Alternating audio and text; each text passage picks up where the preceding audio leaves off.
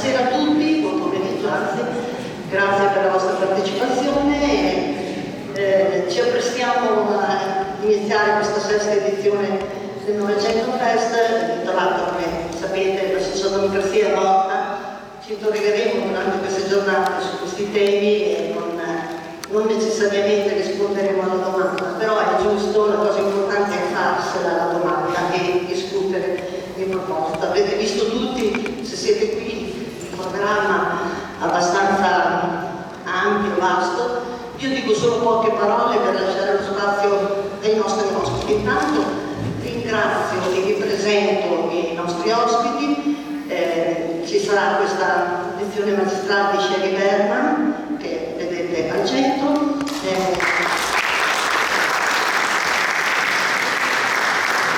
Sheri Berman insegna scienza politica al Berman College della Columbia University e la sua ricerca si concentra sullo sviluppo delle democrazie e delle dittature, la politica europea, il populismo, il fascismo e storia della sinistra. Fa parte dell'American Political Science Association, scusate ma non sono brava con l'inglese, ed è stata direttrice fino al 2016 del Council for European Studies. Al suo fianco c'è Michael Walzer, che probabilmente avete già avuto il piacere di sentire nell'edizione di 2 anni fa. È un filosofo americano, uno dei più importanti pensatori politici contemporanei, che veramente ci fa onore della sua amicizia e della sua collaborazione. Lui si occupa di un'ampia varietà di argomenti di teoria politica e filosofia morale, political obligation, guerra giusta e ingiusta, per citare qualcosa, nazionalismo e etnicità, giustizia distributiva, welfare state, democrazia e pluralismo. Per 30 anni, fino al 2014, è stato condirettore di Discussant, rivista politica nata a New York nel 1954, e per contrastare sia il maccartismo sia il totalitarismo sovietico. Dopodiché, l'ordine tra l'altro sarà quello anche in cui interverranno, dopodiché abbiamo Leonardo Morlino,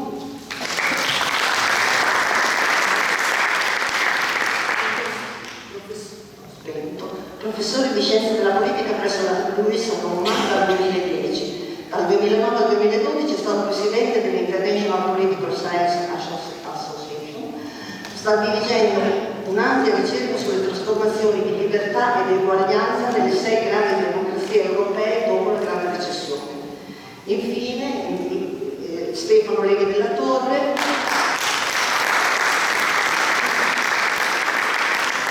accademico, pittore saggista, insegna alla facoltà di architettura di Milano. È stato membro del consiglio della comunità ebraica di Milano.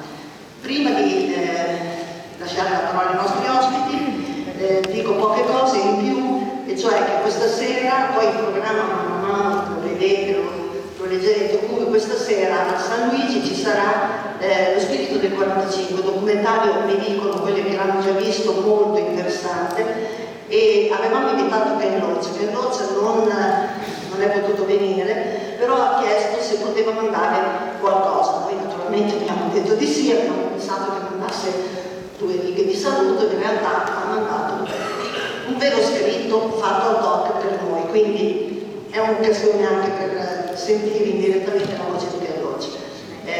A questo punto ringrazio anche il sindaco che è qui a fianco a me, che porta in platea c'è anche l'assessore alla cultura, il nostro assessore di riferimento, Valerio Melani, che ringrazio, e Paolo Rambelli, che porterà un saluto da parte della Fondazione Cassa di Risparmio. A questo punto lascio la parola al sindaco e poi seguirà Paolo Rambelli. Grazie dell'invito, è un piacere essere qui, prima di tutto perché un'iniziativa che supera i primi anni ed arriva alla 6ª edizione, sempre un'iniziativa che entra nel dibattito culturale, nel dibattito della città. Io qui forse sono un po' in trasferta, però è un piacere perché credo che il dibattito, il confronto sia sempre una ricchezza.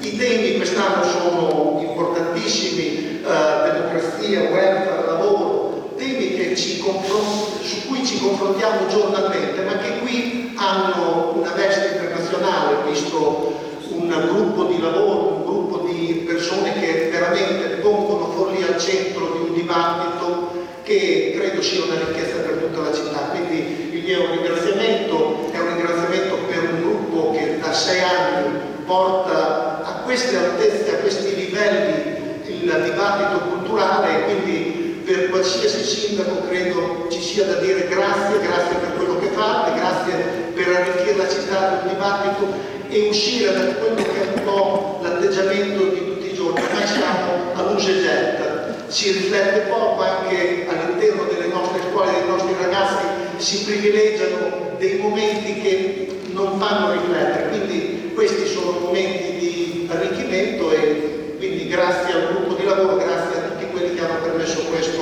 per 6 anni a Forlì.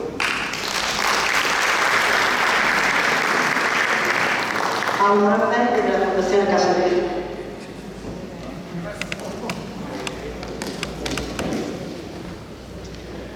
Veramente solo un minuto, perché ovviamente siete tutti giustamente intervenuti per sentire gli importantissimi relatori che ci seguiranno.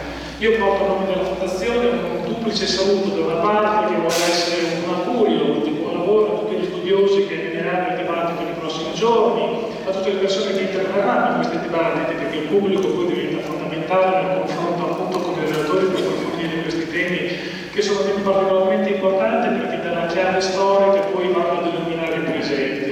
E dall'altra parte un ringraziamento proprio per questo lavoro culturale che questo gruppo, questo Stato sta portando avanti da 6 anni, un lavoro di grande rigore scientifico, un lavoro ammirevole per i risultati che sta dando, ma un lavoro quello la Fondazione guarda con particolare attenzione perché in qualche misura si è realizzato un salto di passaggio di testimone tra l'lavoro che la Fondazione cominciò nel 2012 proprio sul Novecento. Nel 2012 ci fu la prima grande mostra dedicata a delle, poi ci fu la mostra sull'arte del Novecento, poi ci fu la mostra dedicata al Liberty, 3 anni dal 2012 al 2014, in cui in qualche misura la Fondazione ha contribuito ad aprire un dibattito, a dire che si doveva parlare del Novecento senza condiscendenza, senza timori e affrontare appunto con grande rigore scientifico. Poi nell'ottobre del 2014 c'è stata la prima edizione dedicata proprio alle guerre, ai totalitarismi, alla democrazia del Novecento Fest, quindi anche temporalmente in qualche misura si è realizzato questo passaggio di testimone su temi, ripeto, centrali, fondamentali, perché attraverso lo studio della storia si propongono di darci strumenti per comprendere con lucidità quello che è il nostro presente, possibilmente anche di tracciare delle linee di natura positiva per quello che riguarda il futuro. Quindi c'è una condivisione, non è soltanto genericamente culturale, ma proprio di un terreno di comune, una volontà appunto di una semina di idee che da una parte la Fondazione porta avanti, che il Princeton Fest porta avanti a sua volta, e quindi una vivacità, la testimonianza, la conferma della vista culturale del nostro territorio, quindi una visione in qualche maniera che è comune sulla necessità di approfondire con coraggio, senza timore appunto i temi del nostro Novecento, del secolo breve e del secolo che si apre adesso, insomma, del secolo che riguarderà in parte per modo i nostri figli e i nostri nipoti, e con un unico comandamento da seguire. Tutti quanti citiamo, ricordiamo sempre la frase di Cicerone che parla della storia come maestri di vita e come luci della verità. C'è un'altra citazione da un'altra opera retorica di Cicerone, l'orato, il nome di oratore, che mi piaceva citare per salutarvi e augurare nuovamente buon lavoro della Fondazione, che recita appunto l'importanza della storia perché non sapere cosa sia accaduto nei tempi passati sarebbe come restare per sempre un bambino. Se non si fa uso delle opere delle età passate, il mondo rimarrà sempre nell'infanzia della conoscenza. Cerchiamo di fare in modo che non sia così. Grazie a tutti voi.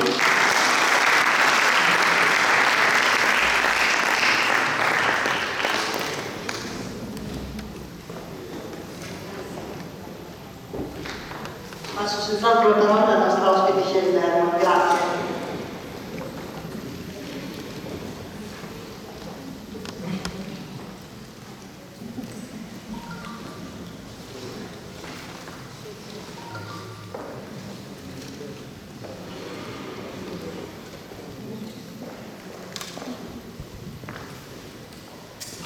Thank you very much. Shall I? Is this on?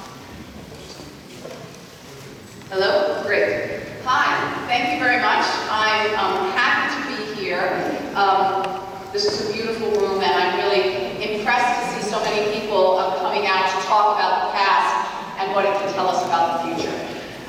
So I'm here to talk about the decline of European social democracy. And this decline is really quite pronounced. If we look at particular countries, we can see that what we are dealing with is a political change of historic proportions. If we start, for example, in Germany, which is the home of what used to be the continent's most powerful social democratic party, today, if you look at the polls, the German SPD is actually placing in 4th position in Germany, behind the Christian Democrats, behind the Greens, and behind the right populist Alternative for Germany. Of course, in the last election, the SPD received its lowest vote share in the entire post-war period. Next door, in Austria, in the recent elections, the Austrian Social Democrats also received their worst vote share since 1945. If we turn to Italy, the country we are in, obviously the Socialist Party of the post-war period exploded some decades ago, and its inheritor party, the Democratic Party, also received only 19% of the vote in the previous election. In the Netherlands and France, the party of the center-left was wiped out, essentially, in the last election. And the places where the left remains in power, in Sweden, in Denmark, probably in Spain, these parties are receiving much lower vote shares than they historically have gotten. They're receiving vote shares in the 20%, which is much smaller than they have in the past. The only exception in Western Europe is Portugal, which I will come back to a little bit at the end because I think it may be illustrative of some important trends that we want to think about. In Eastern Europe, by the way, the situation is perhaps even grimmer. In places like Hungary and Poland, where democracy is either dead or gravely imperiled, the decline of the left has very clearly tracked the rise of a right-wing populist authoritarian. And of course, this trend is also reflected at the European level. We saw in the last European elections the grouping of socialist and social democratic parties also receiving a historically low share of the vote. So this is undoubtedly a real crisis, although that term is often overused. And so the question we must ask ourselves is why? Why is the left, the traditional left, facing this crisis? What is the most important explanation for the decline of these parties? So, if you look at what scholars and commentators have argued, the most popular explanation for the left's decline has to do with some broad economic and social trends that we've seen in the West over the last couple of decades. So you're probably all familiar with arguments of this type. They go something like the following. Towards the end of the 20th century, we saw significant changes in capitalism. We saw the expansion of globalization. We saw the decline of manufacturing's share of the economy, the rise of knowledge and service-based industries. And these trends changed the size, the interests, and the identities of different groups or classes in society. And in particular, we saw the size of the working class decline as well as the size of unions, and these trends are what has caused, therefore, the decline of the left, which obviously traditionally depended disproportionately on support from unions and the support of the working class. Now, clearly, changing economic and social conditions matter. But the problem with these explanations is first that this decline in the traditional left is not limited to Western Europe or North America. It's also occurring, as I mentioned, in Eastern Europe and in other parts of the world where capitalism has not changed in the same ways, where the working class has not declined as much, and yet despite different economic and social trends, we've seen similar losses for the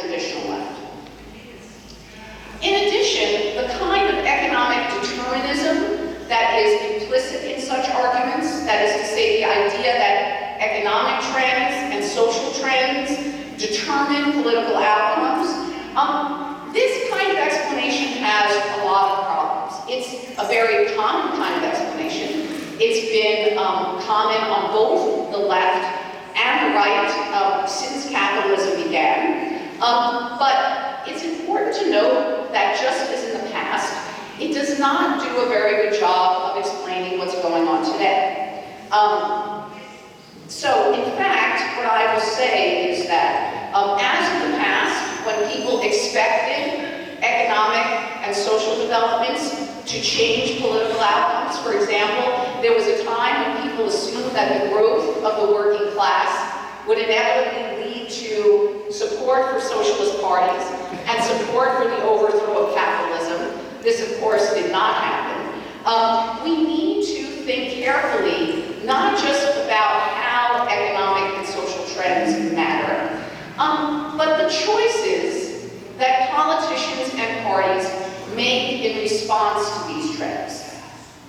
If we want to understand, in other words, what's going on with social democracy today, we can't take the situation that social democratic parties faced as given. We have to instead understand how the world that the left faces today was made, as I said, by the choices of these parties themselves. I thought it would be nice and also fitting to quote one of the great Italian political theorists, since I'm here in Italy. As Antonio Gramsci once put it very perceptively, the counting of votes is the final ceremony of a long process, which means there are lots of things that determine how people vote and how politics turns out. So what I'd like to focus on today is another important factor. In fact, a factor that I think is more important perhaps than these economic and social trends. And that is the way the left's profile changed at the end of the 20th century, particularly its economic profile. What happened across the left during the late 20th century is that parties, socialist parties, and social democratic parties, shifted to the center economically. They accepted, in other words, much of what was then called the neoliberal agenda, freeing markets, cutting back on social and labor market protections, privatizing, deregulating, and so on. And I think this shift to the center economically had several important consequences. First, it robbed the left of its distinctive economic profile, even identity. Second, it rendered parties of the left unable to take advantage of or to capture the discontent that arose with neoliberal reforms, particularly after the financial crisis and the imposition of austerity policies in many countries. Third, it created incentives for parties to emphasize social, cultural, and identity issues rather than economic and class issues. Next, and relatedly, I'm going to argue, I think this contributed directly to the rise and success of right-wing populists, and I also think it contributed to the problems facing democracy in Europe and other parts of the world today. So before going on, let me just very briefly remind us of what it was that was distinctive about social democracy's profile during the post-war decades. So, beginning already in the early 20th century, social democrats developed a distinctive view of the relationship between capitalism and democracy. Unlike Marxists, communists, and other groups further to the left, social democrats did not believe that capitalism was bound to collapse. Indeed, they argued that it was both possible and desirable to take advantage of capitalism's upsides while minimizing its downsides. After 1945, this social democratic view came to dominate not just on the left, but across much of the political spectrum as well. Christian Democrats in many countries more or less accepted this kind of view. For instance, the 1947, the post-war program of the German Christian Social Democrats declared that the new structure of the German economy must start from the realization that the period of uncurtailed rule by private capitalism is over.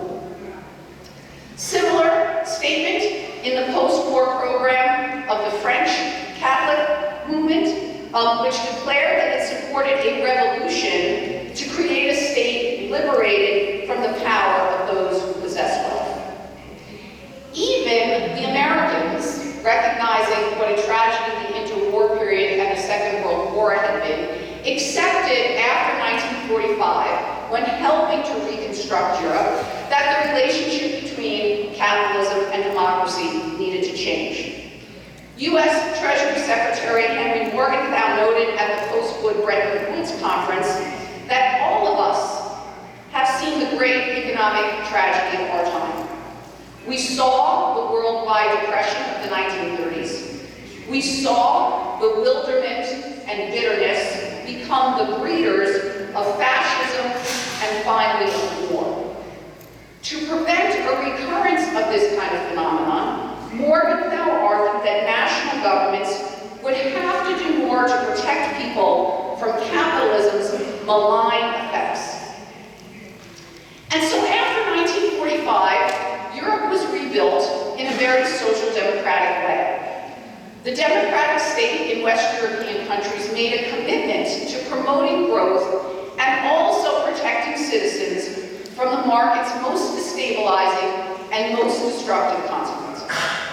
And of course, as we know, this period was in many ways remarkably successful.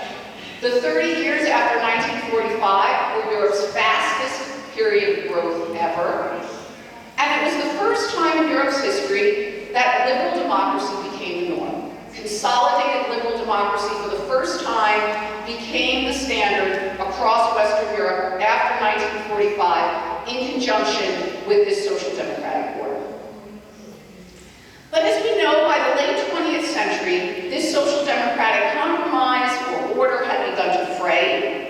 It came under pressure from economic problems beginning in the 1970s, and then under even more pressure after the Soviet Union collapsed in 1989.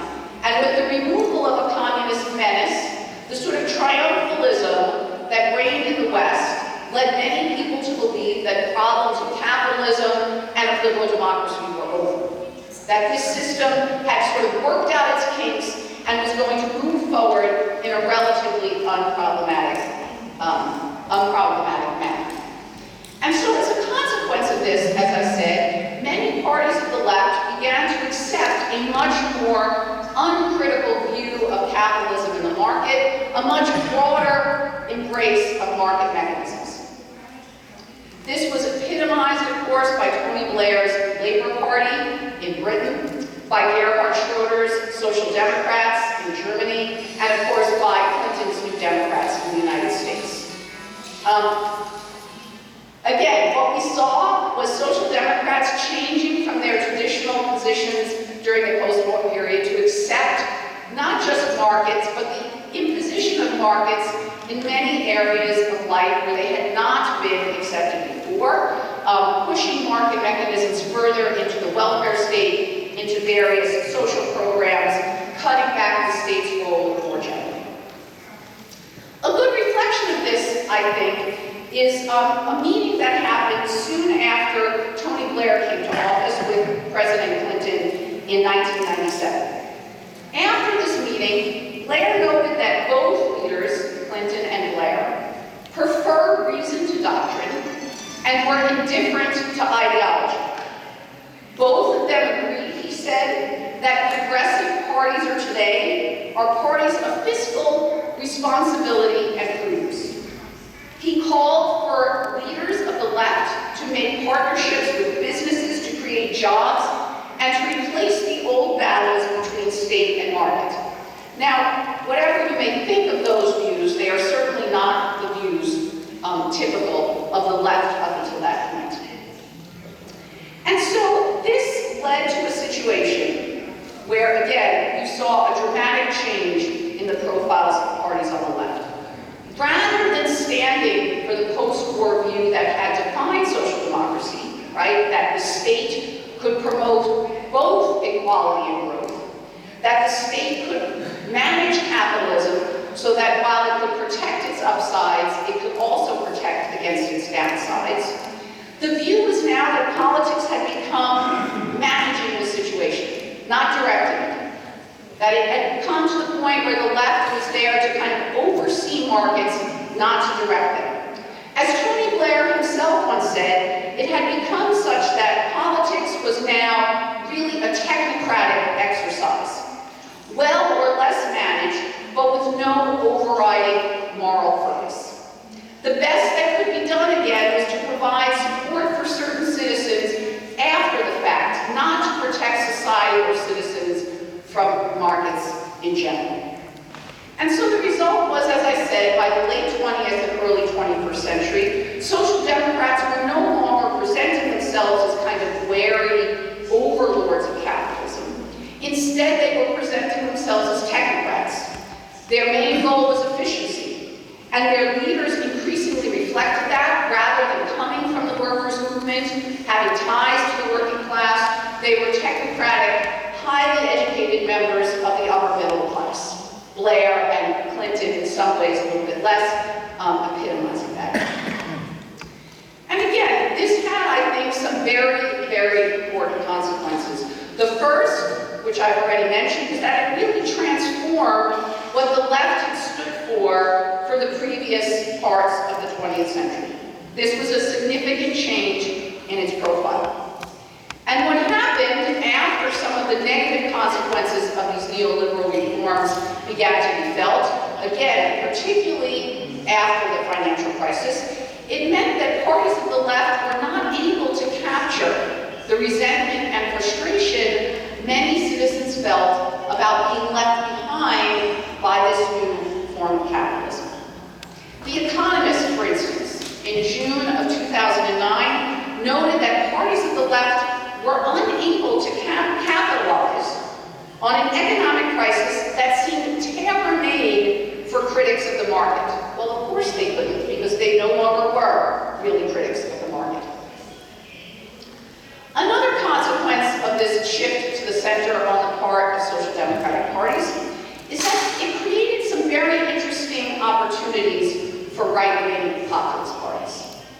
Now, in many parts of Europe, right-wing populist parties are not, in fact, a product of the late 20th or early 21st century. They have their roots further back. For example, the most successful and probably the most important right-wing populist party in Europe, the French National Front, had its beginnings in the 70s and 80s.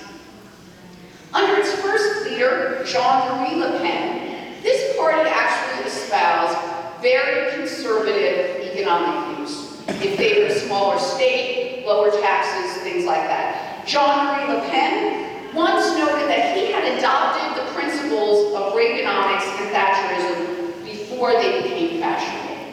And indeed, if you look at right-wing populist parties during the 80s and up until the 90s, most of them in fact had quite right-wing conservative economic profiles. This was also true, for example, of the Austrian Freedom Party, which obviously remains a powerful force today, which began as a home for free market liberals and neo-Nazis. But just like the National Front, this party switched course during the late 20th and early 21st century, adopting a kind of welfare chauvinism, support for a larger state, support for the welfare state, opposition to neoliberalism. Similar kinds of transitions can be seen in other European countries. One of the other original right-wing populist parties, Denmark's Anti-Tax Progress Party, again, a party that started out on the right economically, began to shift also to the center economically during the late 20th and 21st century. That party has now been replaced in Denmark by a pro-welfare state right-wing People's Party. UKIP, for instance, in Britain, once advocated the privatization of the National Health Service, a regressive flat tax, and proposed scrapping the state pension system. Of course, it later switched to not only advocating to leave the EU, of course, but to protecting the National Health Service, and it supports progressive taxation and progressive benefits now. a desperate attempt to keep some of the blue labor voters that supported Brexit, has also come out for more economic interventionism. The Chancellor, under Boris Johnson, has now announced plans for a higher minimum wage, the biggest annual increase in public spending for more than 15 years, more money for the National Health Service, and other kinds of similar programs. We also can see some similar trends, by the way, in Eastern Europe as well.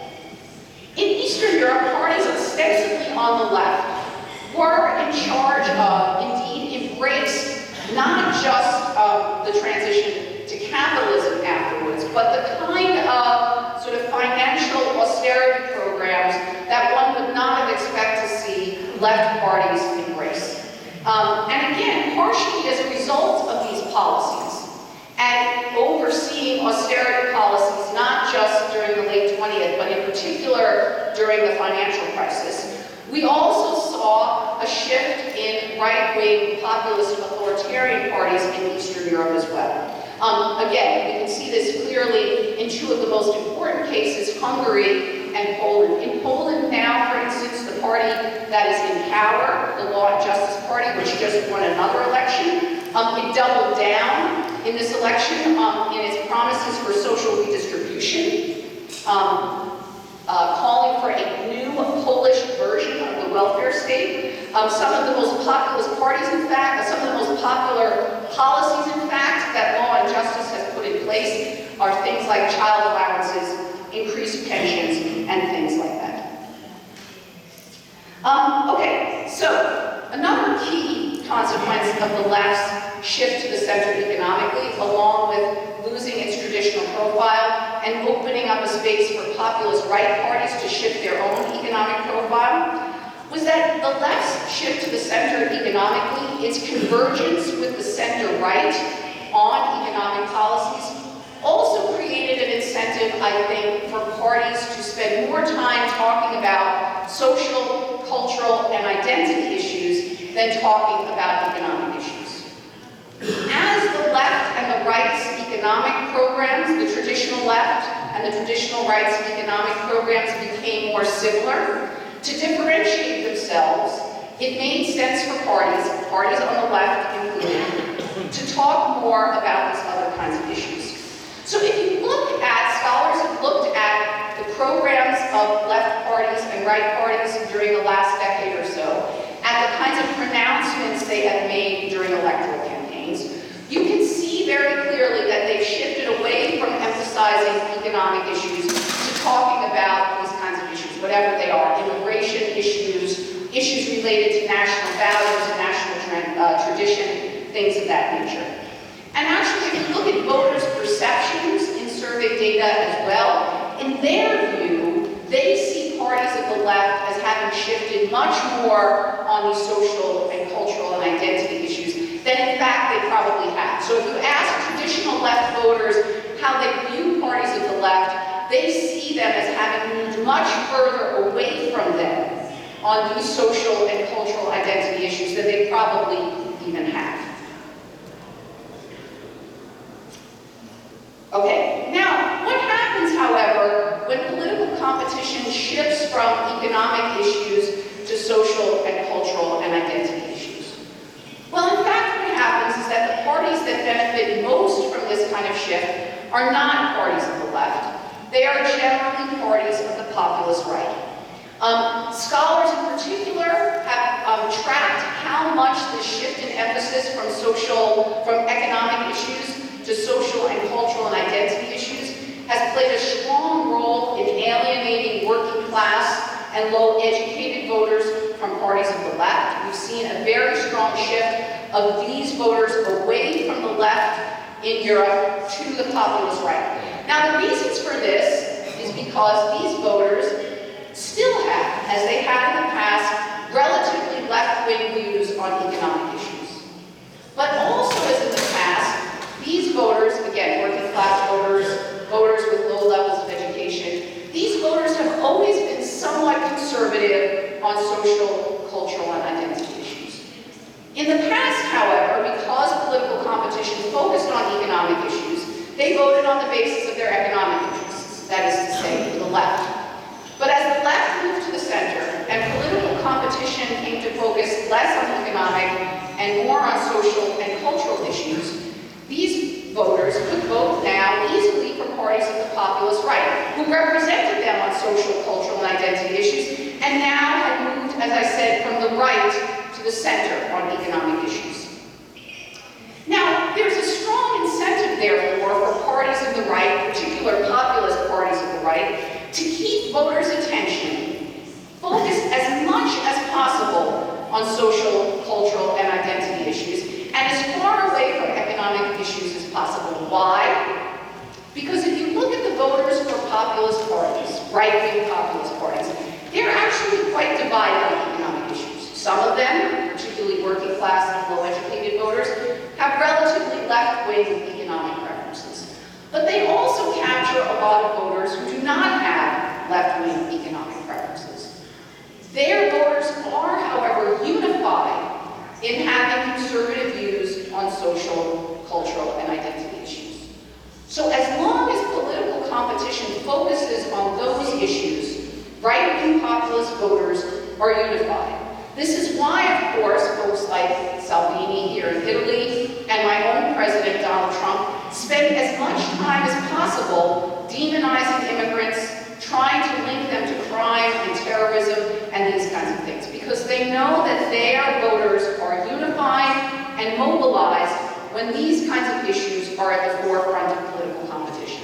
When economic issues are at the forefront of political competition, on the other hand, these voters are somewhat divided, and their loyalties, particularly in Europe, get pulled in different directions.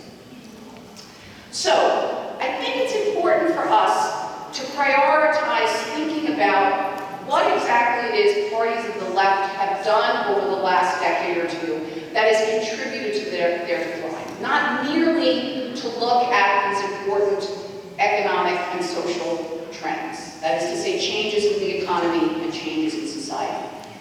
I think that the choice of left-wing parties to change their economic profile and to move to the center economically, accepting again much of the neoliberal agenda, had really, really important consequences. I think it explains, as I said, the reason for much of the left's problems in Western Europe, also in Eastern Europe, and by the way, also in other parts of the world. In the United States, somewhat, and certainly also in Latin America, where scholars have found that when parties of the left embraced austerity agendas, you tended to get significant backlashes that ended up benefiting right-wing populist parties.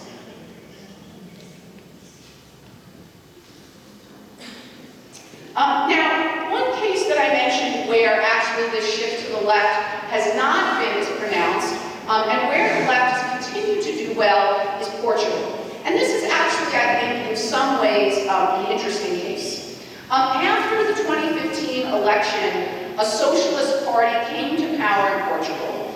And it came to power in Portugal with the help of other, smaller, left-wing parties. The Socialist Party, the Socialist government then, immediately reversed the austerity policies that had been enacted by the previous government, and that had hurt working class voters particularly hard. And this government had proved quite successful. Once characterized as an economic basket case, after 2015, Portugal did very well, not only economically, but also with regard actually to satisfying many of the policies that the EU had very much wanted Portugal to embrace. As the New York Times put it, at a time of mounting uncertainty in Europe, Portugal has defied critics who have insisted on austerity as the answer to the continent's economic and financial crisis. Now, the fact that the Portuguese socialists came to power explicitly promising to reverse the austerity policies of the previous government, and the fact that it formed an explicitly left-wing government, again, dependent on support from other parties of the left rather than an alliance, let's say, with a party of the right, as in Germany, meant that the differences between the left and right in Portugal, particularly on economic issues, were very clear to voters. They had a clear choice and a clear sense Costa, also played up this aspect of the socialist agenda very clearly. He worked very hard to keep economic issues and the government's activism against austerity at the forefront of voters' minds. And I think this helps to explain why the socialists have not only kept their vote share, but actually improved their vote share at the most recent election. So also important, I think, as I mentioned, is that this shift to the left, this shift to the center rather, by the left on economic issues, I think is an important part, or should be an important part, of our understanding of the success of right-wing populism in many parts of Europe today. I think this shift to the center economically created an opportunity for right-wing populists to then also shift to the center, albeit from the right, and thereby capture many working class and low-educated voters who were divided in their economic and social, cultural, and identity preferences. Before right-wing populists moved to the left or to the center economically, voters with left-wing economic preferences, but right-wing preferences on social, cultural, and identity issues had to choose between those two preferences when they voted. But once the left moved to the center, and the populist right moved to the center, those kinds of voters no longer had to choose. They could choose right-wing populists and get their priorities satisfied in both dimensions. Finally, I think this shift on the part of traditional left parties also helps to explain some of the challenges democracy is facing in Europe and other parts of the world today. I think it's probably the case that social and cultural and identity issues are harder for democracy to deal with than economic issues. Social and cultural and identity issues touch on questions of morality. They touch on questions of the way people view themselves and the nature of their country and citizenship. And they're somewhat more difficult, I think, therefore, to compromise on. They tend to create the kind of zero-sum politics, that is to say, there's no way to kind of bridge that divide or compromise, much more so than economic issues do, which, while often very difficult to deal with, it is generally easier to compromise and bargain for. I also think this shift in social democracy's profile at the end of the 20th and 21st century probably hurt democracy by removing from democracy the force that during the post-war decades had this incredible optimism about what democracy could actually achieve.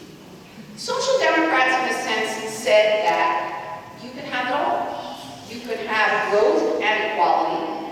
You could have a state that encouraged innovation and development, but also protected citizens from the downsides of economic change and markets. This was an incredibly optimistic view. It was a view that was quite different from communists and Marxists, and also from liberals and conservatives. It was a view, essentially, as I said, that was positive sum, that said, with democracy, you can sort of have it all.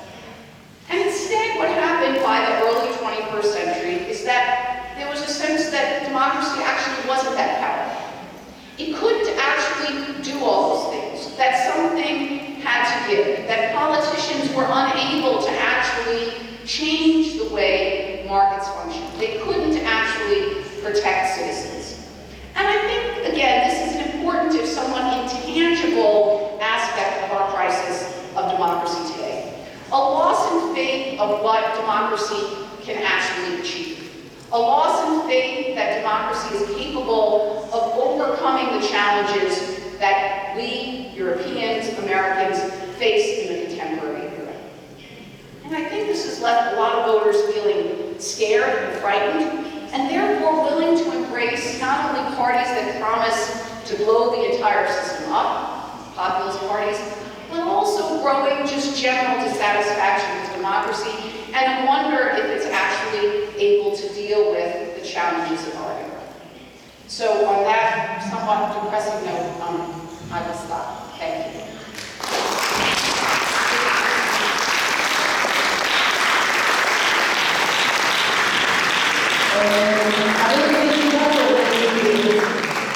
Avevo avevo dimenticato di dire prima che doveva essere presente l'assessore Detti, l'assessore alla cultura della regione Emilia-Romagna, che ha avuto un imprevisto di lavoro, non è potuta essere con noi e quindi mi aveva chiesto di portare il suo saluto ai nostri ospiti e alla platea. Passo la parola a Michael Walzer.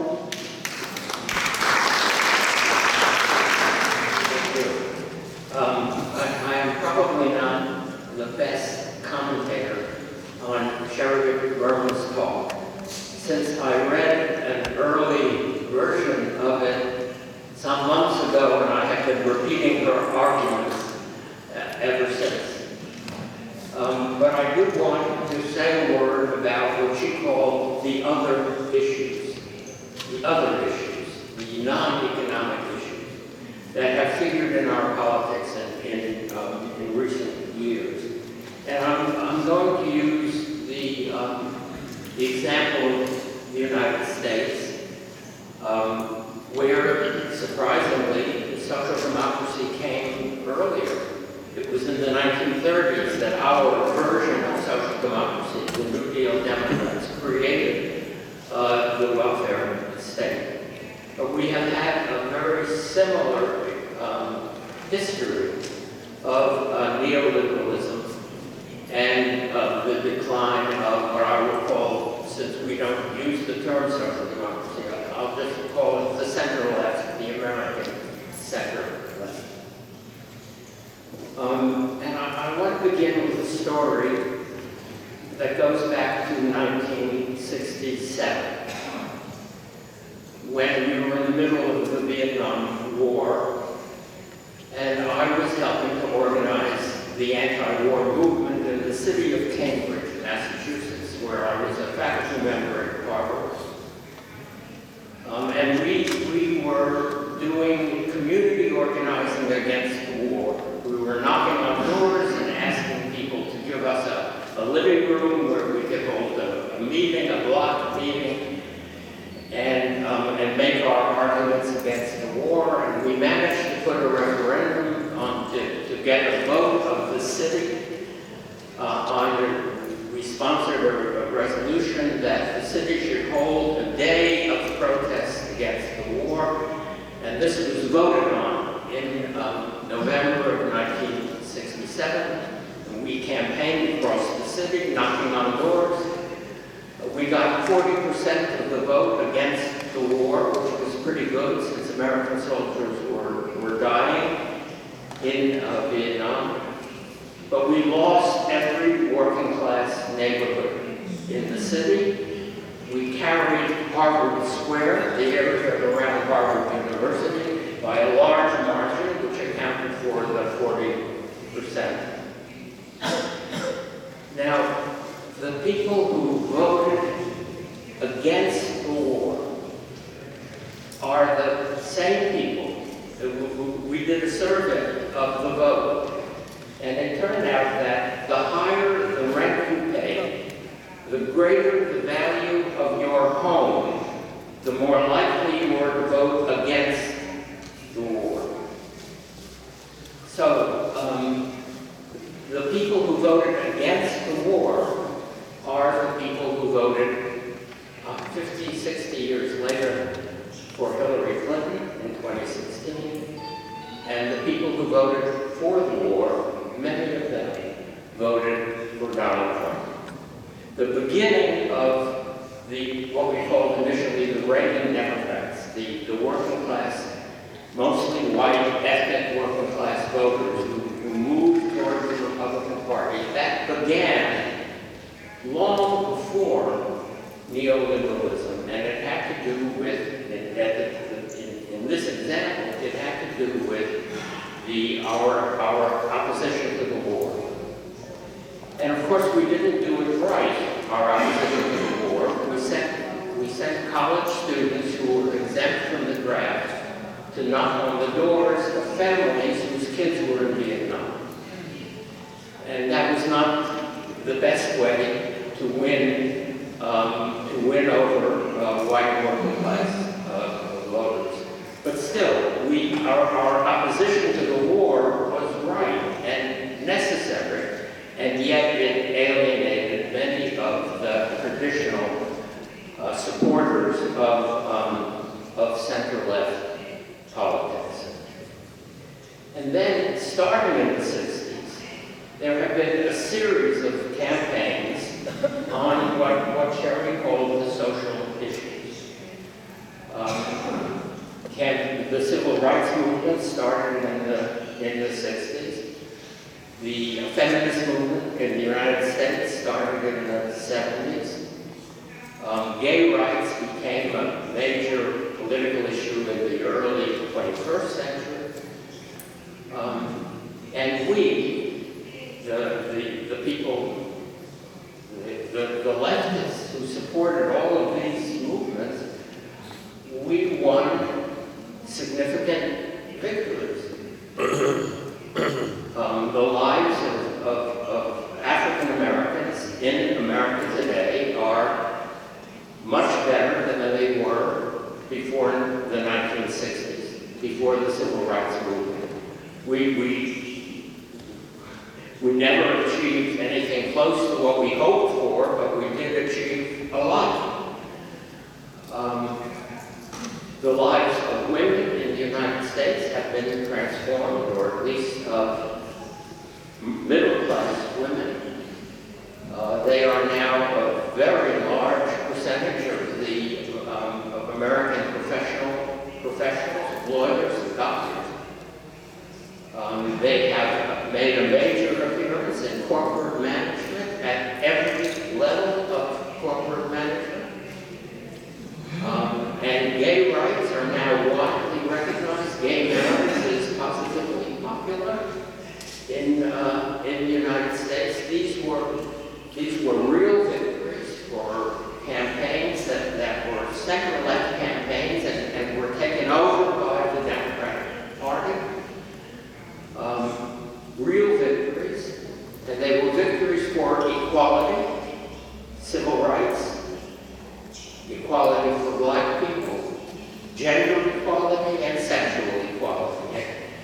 And yet, in the very years that these victories were being won, America became a more and more unequal society. And that's something we need to think very hard about. I assume something similar has happened also in Europe. Especially with feminism and gay rights. Movements for equality succeeded and we became less equal. Now, there was an old view on the left that capitalism was inherently racist and patriarchal. And that turns out to be wrong. Capitalism is historically racist and patriarchal. This is not a necessary feature of a capitalist economy. Capitalism can, in fact, take in African Americans and women at every level of the capitalist hierarchy in significant numbers and still be capitalism.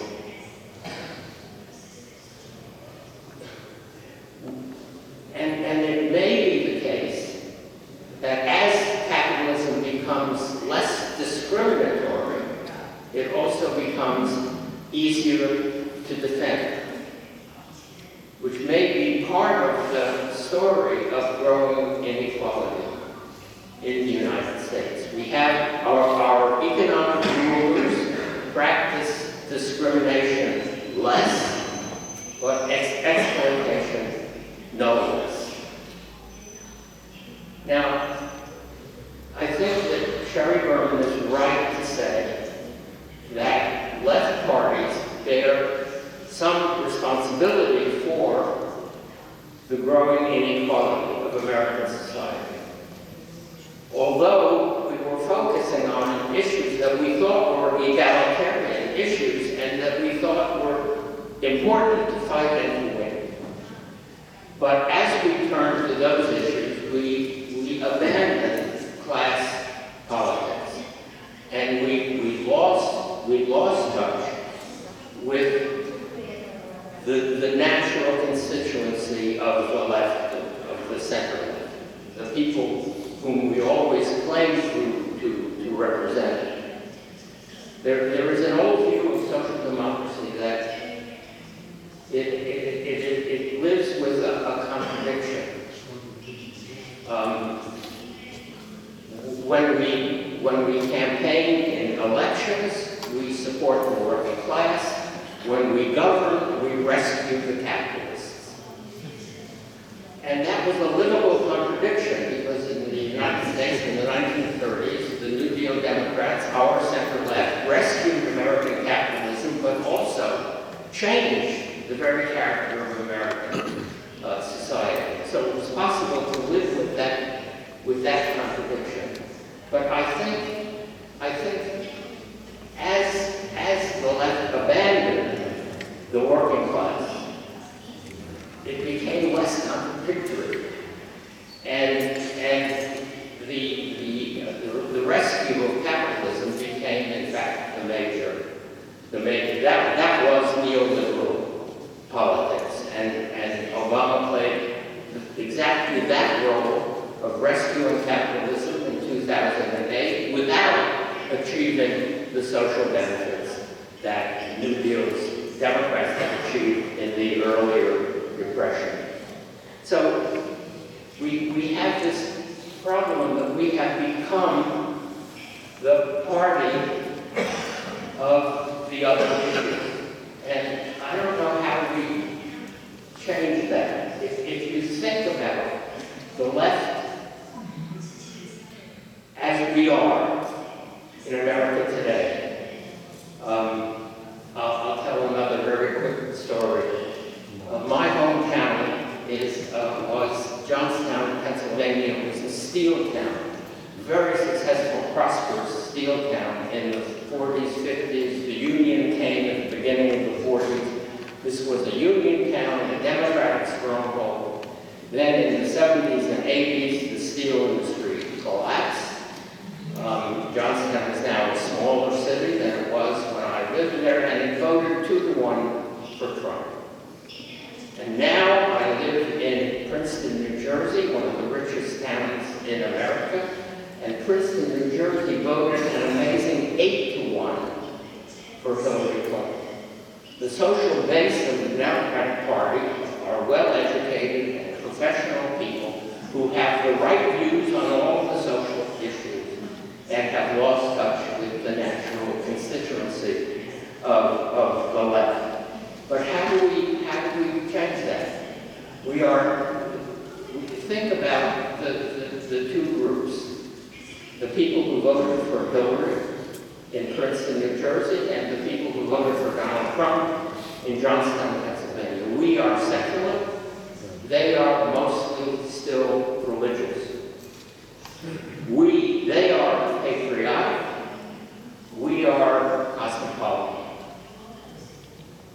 They send their children into the army and the police. We send our children to college. They live at home and mostly stay at home. We travel all over the world. These are not differences that are easy to overcome. And in a certain way, we can't give up on civil rights or anti-war politics or gender equality. We can't give up on these issues. And yet, I do agree with Sheri that we have to find our way back to the economic issues. We have to find some way of addressing the people in Johnstown, for example, or across the Midwest in what we call the Rust Belt cities, where the industry has declined and Democratic presidents like Clinton and Obama did pretty much nothing to help the people who were the victims of that decline. We have to change that, and yet we can't, I think, give up on the issues that have in part alienated our own base. And that difficulty is, I think, the central difficulty of the left today. Thank you.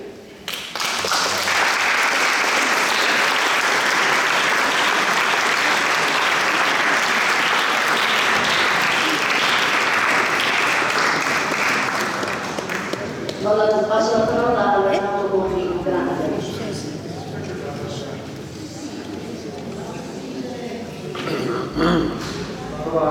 Ricordava prima il professor Walzer che quando si parla di politica è meglio stare in piedi.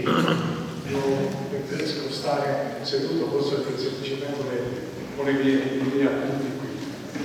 Allora, credo che lo sapete tutti, l'avete immaginato anche per essere stata invitata qui. Sheri Berman è uno studioso importante, ha appena pubblicato da qualche mese un libro molto importante dove fa la ricostruzione della storia, dell'evoluzione in termini di democratizzazione, consolidamento e altro, di tutto il percorso di politica, di evoluzione, di civiltà democratica dei paesi europei. E qui, e oggi pomeriggio, lei ha sollevato un problema che per noi è decisivo, perché il declino della sinistra.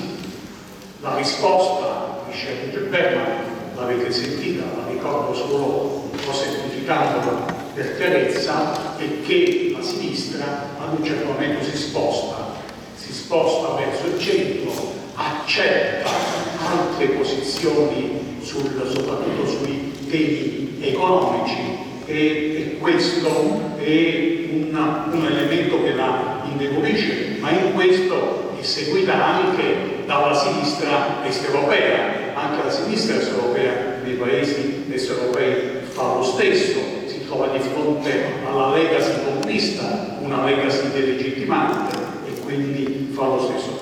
Questo per di più, questo spostamento della sinistra non è solo la risposta principale al declino, ma lascia spazio ai populismi. Quando c'è lo scontento, i partiti populisti sono maggiormente pronti a rispondere, come dire, allo scontento provocato dalla grande repressione, dalla grande recessione che inizia per noi nel 2008, che in realtà si protrae fino al 2014, però continua in questi anni con praticamente una crescita zero. Quindi la sinistra è incapace di raccogliere lo scontento. Questo comporta anche poi degli aspetti negativi, anche in termini di crisi della rappresentanza. Questa quindi domanda molto importante, risposta molto precise e molto efficace. Io vi pongo due domande così. Allora, ha ragione Sheri Berman? E quali sono le prospettive della sinistra? Dove dovrebbe o potrebbe andare la sinistra?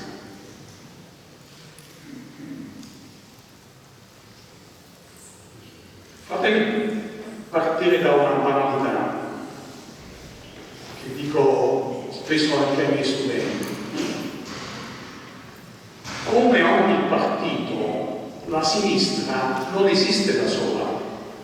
La sinistra esiste perché c'è una destra, un centro, cioè è un problema di interazione tra le parti, in cui le parti sono definite dalla loro interazione. Faccio un esempio per capirci subito e andare subito a un punto importante su cui ritorno.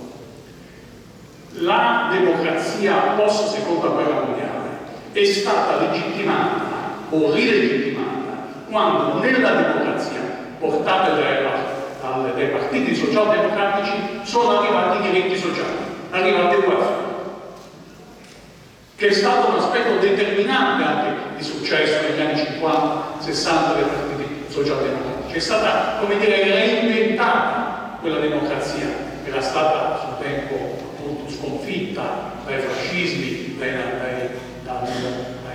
nazismi, dai totalitarismi, compreso quello dell'Unione Sovietica. Quindi quando i diritti sociali entrano c'è un discorso distintivo importante. Quando Marine Le Pen, cioè quando la destra, in anni molto successivi, abbraccia in pieno i diritti sociali, e beh ci dobbiamo ripensare, tutto il quadro è messo in movimento, tutto il quadro è cambiato. Quindi ripeto, partiamo banalmente da questo. Non esiste la sinistra, come non esiste la destra. Sinistra e destra si autodefiniscono reciprocamente. La destra diventa quello che la porta alla sinistra a diventare e viceversa. Perché questo punto è importante?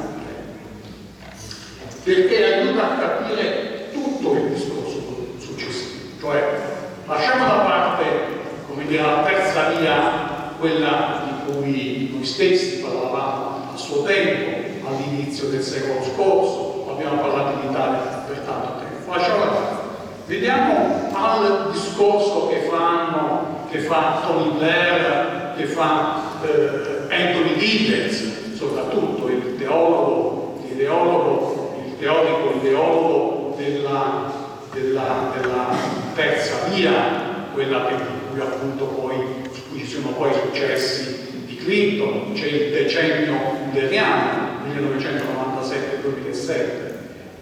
Significa certo spostarsi sul piano economico, significa certo accettare il neoliberismo, certo significa dimenticare tutto quello che significava le illusioni delle nazionalizzazioni.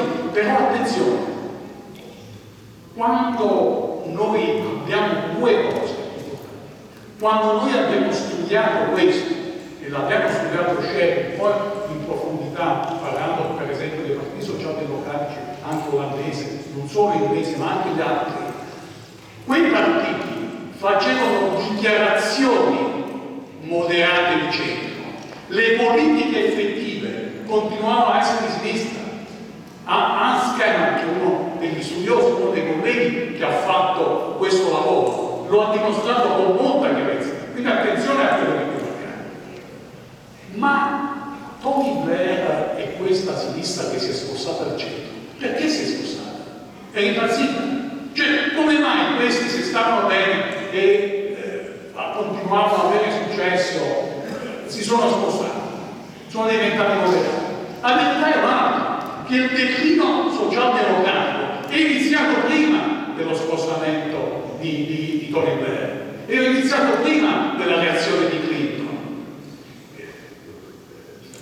Adesso scusatemi se taglio le cose un po' con l'accetta, è inutile che scendo nei dettagli con un tempo limitato. Il punto fondamentale e simbolico ovviamente è la caduta del muro di Berlino.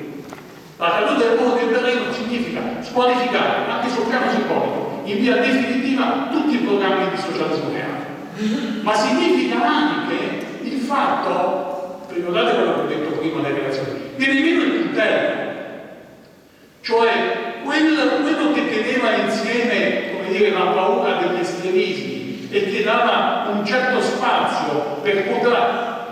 In quegli anni, noi siamo italiani, è venuta meno la democrazia cristiana, i socialisti, i socialdemocratici, i repubblicani, i liberali, abbiamo avuto fine anni 80, prima anni 90, un terremoto micidiale. Ma come mai? Perché era venuto meno dall'altra parte il comunismo, perché erano venuto meno quelle prospettive. Quindi, tenete presente un altro aspetto fondamentale, i partiti sono camaleonti. I partiti sono camaleonti. Quindi il camaleonte Clinton, il camaleonte dopo Blair e Anthony Giddens l'aveva capito e teorizzato ancora prima, si adattano, cercano di recuperare un declino che già esisteva, cercano di recuperare e gli va bene. Tant'è vero che tutta la sinistra, e Sheri lo ha detto con molta chiarezza quando ha fatto di tutti gli esempi, ma fino alla sinistra australiana, fino ai laboristi australiani seguono quello. Ovviamente poi, come dire, siamo, fatemelo dire con chiarezza, siamo un po' imbarazzati quando Renzi segue quegli esempi e siamo nel 2013, quando tutto questo passaggio è finito, quando effettivamente, seguite un attimo su questo punto, la crisi economica, la grande recessione, inizia nel 2008. La gente non capisce che c'è una grande recessione e non reagisce con lo scontento. Qui ho un naso sui dati, se non nel 2010, quando cominciano le prime decisioni dell'Unione Europea. A quel punto c'è la svolta. Quindi non è come dire, la situazione reale, è la dichiarazione della situazione che arriva con 2 anni di ritardo. A quel punto arriva la svolta. Ma se tu è arrivata la svolta, è arrivato lo scontento e quindi si è creato una nuova situazione, la situazione di Clinton, di Tony Blair, era una situazione che sul piano della destra sinistra era accampata, cioè esisteva ancora l'elettorato moderno, loro inseguivano un certo centro-tecnico e hanno avuto successo e sono stati imitati. La situazione quando nel 2013 Renzi fa quello che fa è una situazione a campana rovesciata, il centro è scomparso, così spiegate anche Trump. Fatemi dire proprio una parola, lo giuro. Il sistema elettorale di Declino ha un vantaggio per il voto moderato, cioè il voto moderato che decide chi vince, perché si elegge per una sola persona, è quello che noi chiamiamo single member district, quindi si ritiene che il voto moderato sia la maggioranza e quindi il voto moderato decide il vincitore. Quindi i candidati moderati vincono, va bene? Quando però il voto moderato scompare, quindi la campana, la cosiddetta campana rovesciata, da una parte Summers non vanno a votare e dall'altra Trump vince. Il voto moderato, come dire, si rivolta, perché per la prima volta, si può dire storicamente negli Stati Uniti, si rivolta e quindi vincono i candidati estremisti, i candidati radicali. Così si spiega la vittoria di Trump. Questo succede anche nei moderati nel voto europeo. Il voto europeo da voto a campana si trasforma in voto a campana rovesciata. Quindi effettivamente, ovviamente ha ragione Sheri, la politica di Clinton e di Blair non torna più, è solo Renzi che crede che possa tornare perché non ha capito qual era il meccanismo che era in corso. Questo è il problema importante, dove ovviamente comunque chi stava al potere era pulito. Quando si va a vedere più da vicino la Polonia e la svolta della Polonia nel 2015, la sinistra che era stata al potere fino al 2015 aveva fatto molto bene. La Polonia in realtà non ha crisi economica, la crisi economica c'è in tutta Europa nel 2009, in molti paesi europei nel 2012, usando come indicatore il declino del GDP, del prodotto interno lordo. La Polonia è l'unico paese che non ha declino, e però c'è il cambio di governo. Perché? Perché c'è la percezione, quello che conta spesso in politica non è quello che è quello che appare, e quello che appare cambia quello che è, cioè c'è una polarizzazione degli elettori. In questa situazione che fare? E qui vado alla mia seconda domanda. Scusate, diciamoci un'altra cosa. Vi chiedo scusa per questa nettezza.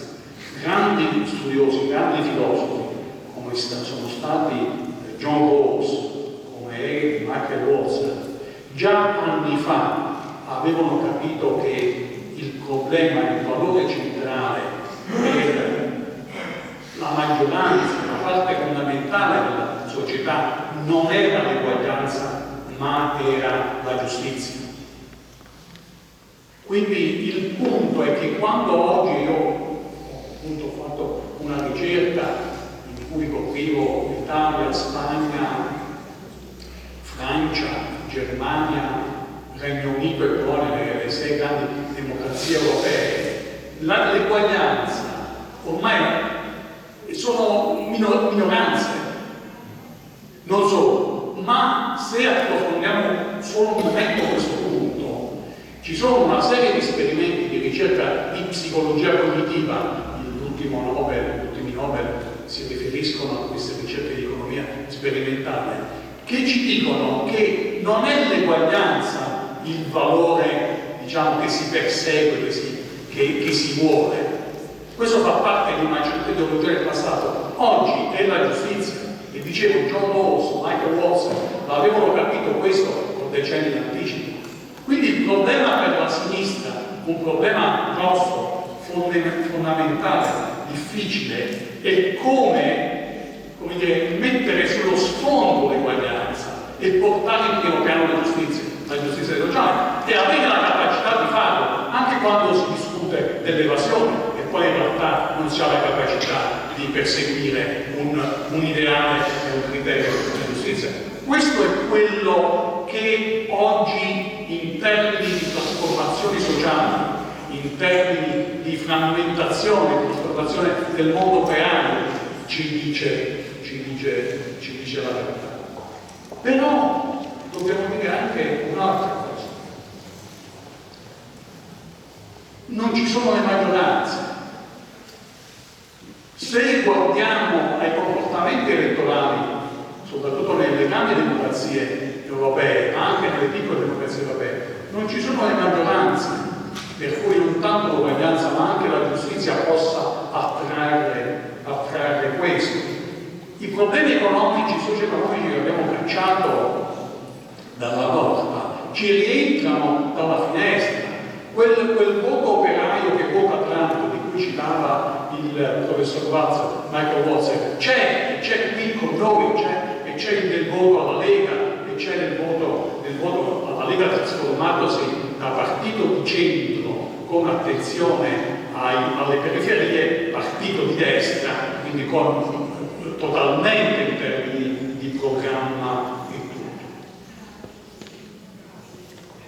Senza dire che, di nuovo, scusate la nettezza, la maggioranza delle politiche economiche che in Italia si potrebbero fare oggi sono precluse dall'alto debito e dallo stare nell'Unione Europea. Questo è un problema che magari la stampa non ne parla, la gente, i giornalisti di Italia, ma proprio sta dietro tutte le discussioni, per esempio adesso della finanziaria, dall'alto debito e dall'assenza di crescita. Non solo, ma c'è un altro aspetto. Le maggioranze oggi sono artificiali, si manipolano e si manipolano attraverso i media, attraverso i social network. Io ho studiato recentemente anche la campagna elettorale delle europee, senza scendere nei dettagli. Salvini e la destra riesce a diventare dominante sui tweet. Vi do solo un'idea. I tweet che hanno rilancio di Salvini durante la campagna elettorale, durante l'ultima mese campagna elettorale, in Italia sono oltre 2 milioni. I tweet che hanno rilancio nella campagna elettorale di maggio 5 Stelle sono 200.000. Non so se è chiaro, il dato non lascia spazio. Quindi qui non è un problema solo di essere seri, quindi rilanciare un nuovo valore, ma anche di formare l'opinione pubblica e di essere capaci di formare l'opinione pubblica. Quindi non è solo un problema di contenuti, ma anche un problema di comunicazione del messaggio e in questo di modernizzazione del messaggio, su cui le diverse sinistre, a cominciare da quella italiana, sono rimaste assolutamente indietro. E questa forse anch'io ho un po' di pessimismo la mia conclusione. Grazie.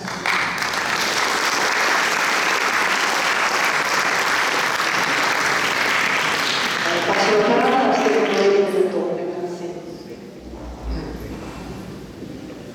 Ma per la sintesi, secondo me, di quello che è successo dal punto di vista descrittivo, a me sembra che sia riportabile a questo, diciamo, come suggestione. Socialismo, comunismo e anche socialdemocrazia hanno sofferto un periodo di depressione post-messianica. Cioè, diceva Berman alla fine che si caricava, diciamo, la democrazia stessa del grande futuro, puoi fare questo e poi fare anche quello, no? Ci sono delle difficoltà, questo orizzonte messianico in realtà è andato in crisi e quindi si dice basta con questi messianesimi, diventiamo realisti. E che cosa c'è di più realista che stare con chi vince? Questa è stata, diciamo, una svolta, diciamo, della socialdemocrazia, stare con chi vince, perché è realistico di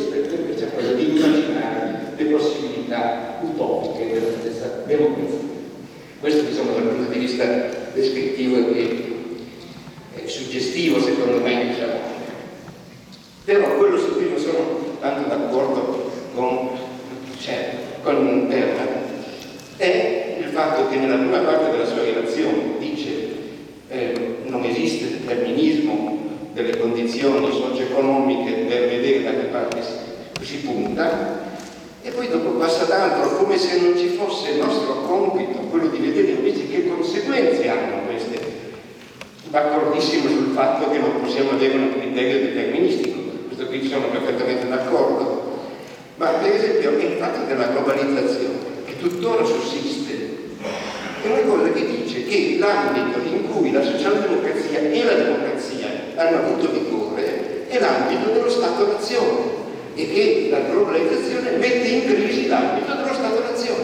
Ma questo qui è una cosa di un'importanza enorme, no? Cosa vuol dire questo? Vuol dire che le possibilità che si avevano in un ambito più ristretto, che hanno sviluppato la democrazia, hanno sviluppato il compromesso capitale-lavoro dopo la seconda guerra mondiale, no? Hanno sviluppato questo compromesso, sono saltate quando la dimensione nazionale è diventata meno efficiente come luogo, come dimensione delle decisioni politiche efficaci.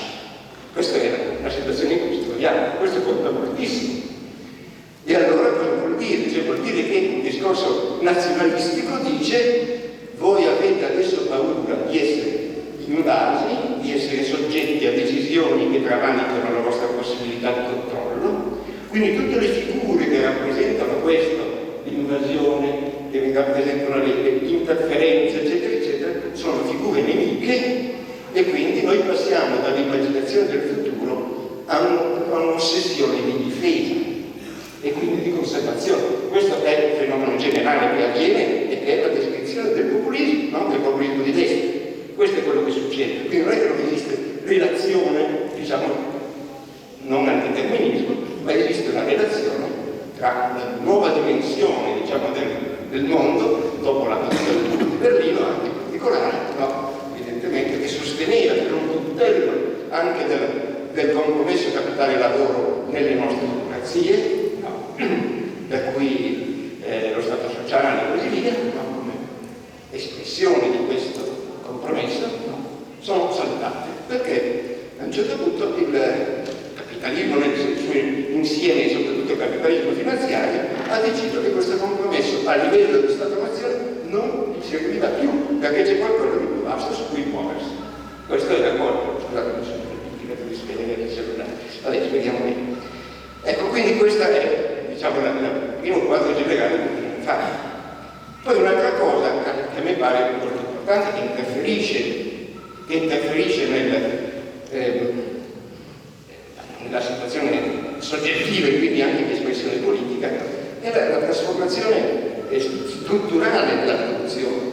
No, questo mi pare che sia importantissimo, cioè che un tempo il proletariato classico è estremamente esteso nel mondo, ma non tanto, diciamo, nelle società sviluppate e fortemente tecnologizzate, no? Cioè esiste il proletariato nel senso di gente molto sfruttata direttamente, che fa lavoro materiale, no?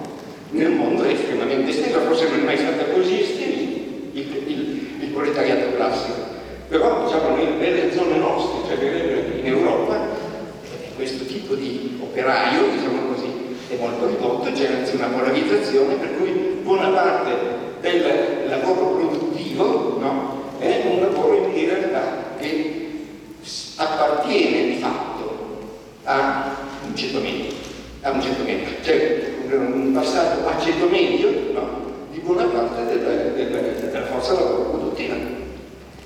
E allora diciamo che cosa succede? Cioè noi siamo in una situazione in cui, che si chiama, diciamo, diffuso individualismo, nel senso che non esistono più quelle aggregazioni molto forti che connotano più facilmente un connotato di classe, e l'individualismo cosa produce? Produce un paradosso, produce il fatto che l'individuo in se stesso si sente, si percepisce come estremamente debole nei confronti delle forze che sono in gioco e delle decisioni che vengono prese molto lontane da lui. no? Quindi l'individualismo produce gregarismo, produce massa, produce individualismo di massa, no? Questa è la cosa. E quindi diciamo il voler far gregge, no? Come fanno le acciughe, che sono piccoline ma fanno delle grandi banchi, no? Per difendersi dai predatori, no? È diciamo l'immagine ideologica, diciamo, del populismo, no? Cioè l'individualismo produce il suo contrario, cioè una specie di desiderio di aggregato, e questo aggregato ha bisogno di punti di riferimento immaginifici particolarmente semplificati, perché la situazione di ogni individuo è molto disparata, cioè non ci sono più aggregazioni di omogeneità, no? E quindi si ha bisogno, per fare legge, di avere degli elementi catalizzatori di un'omogeneità. Quindi ti prendi il nemico che è lo straniero, che è una grande sintesi dell'interferenza di forze superiori, no? Di forze che ti invadono, di forze che interferiscono nella tua vita, no? Quindi c'è un grande lavoro di metafora, importantissimo sul piano poi della politica, ma che significano moltissimo, no? Significano come lavoro sul fatto che la globalizzazione e il declino della dimensione dello Stato-nazione produce degli spaventi, no? Di massa. Questo che è la cosa. Molto giusto il fatto che, cioè quello che diceva Walzer, è come estremamente significativo, illustra una cosa fantastica, cioè il fatto che se la sinistra parla non è più capace di immaginare una società economicamente e strutturalmente diversa e quindi fa della propria identità e della propria presentazione i diritti civili, l'essere buoni, eccetera, eccetera, non fa questo, da parte della massa questo qui viene interpretato come difesa di privilegi, cioè invece di sostenere quelli che sono i diritti, le preoccupazioni della maggioranza, noi ci stiamo, diciamo, applicando, perché siamo molto buoni e virtuosi, a delle cose, diciamo, che hanno ciascuno una sua specificità molto specifica rispetto al complesso. Questo che è molto giusto, sarebbe molto giusto se noi avessimo una politica per la maggioranza, invece di essere difensori di minoranze.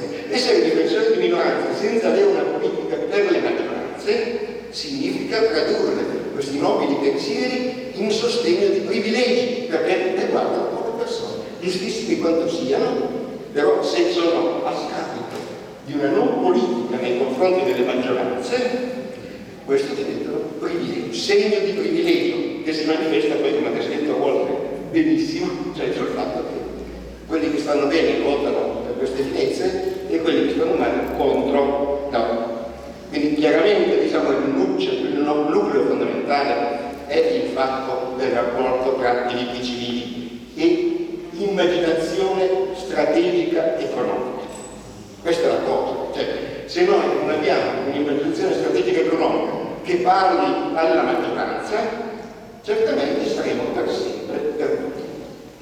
Difenderemo delle nicchie che sono come si difendono, diciamo, i panda, che sono delle minoranze ideologiche, delle minoranze culturali, dei privilegi. Qualcuno magari può avere la generosità di dire va bene, però non è questa una cosa che sembra andare verso la soluzione, cioè, qual è il criterio fondamentale della vita.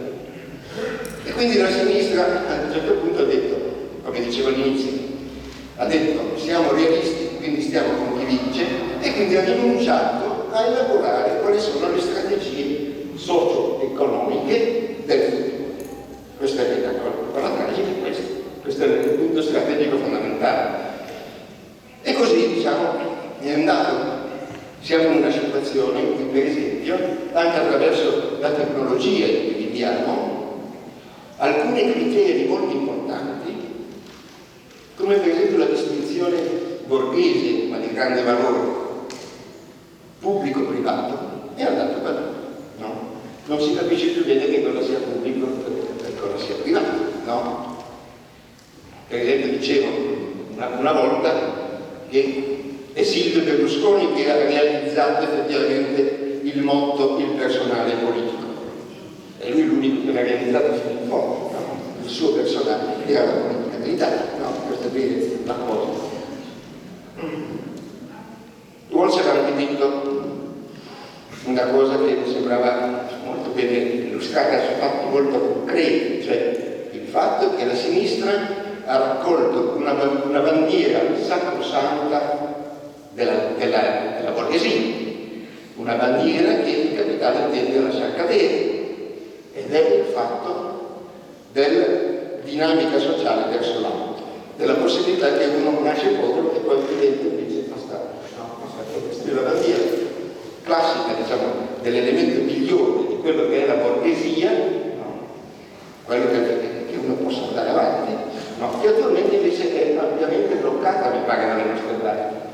Mi sembra che Piketty abbia illustrato piuttosto bene questo, cioè che siamo andati verso una nuova situazione di ancien regime, no? Dove invece si riproduce il privilegio e si accumula polarizzandosi nella forbice, diciamo, di differenza tra società, tra gente privilegiata che ha figli privilegiati e figli privilegiati che hanno figli ulteriormente privilegiati e quegli altri invece che vanno perdendo. Siamo in una situazione tipo ancien regime, somiglia un po', no? Quindi, che tradisce invece le ambizioni sacrosante della borghesia, cioè della possibilità di ciascuno di salire la scala sociale. Questa è la situazione.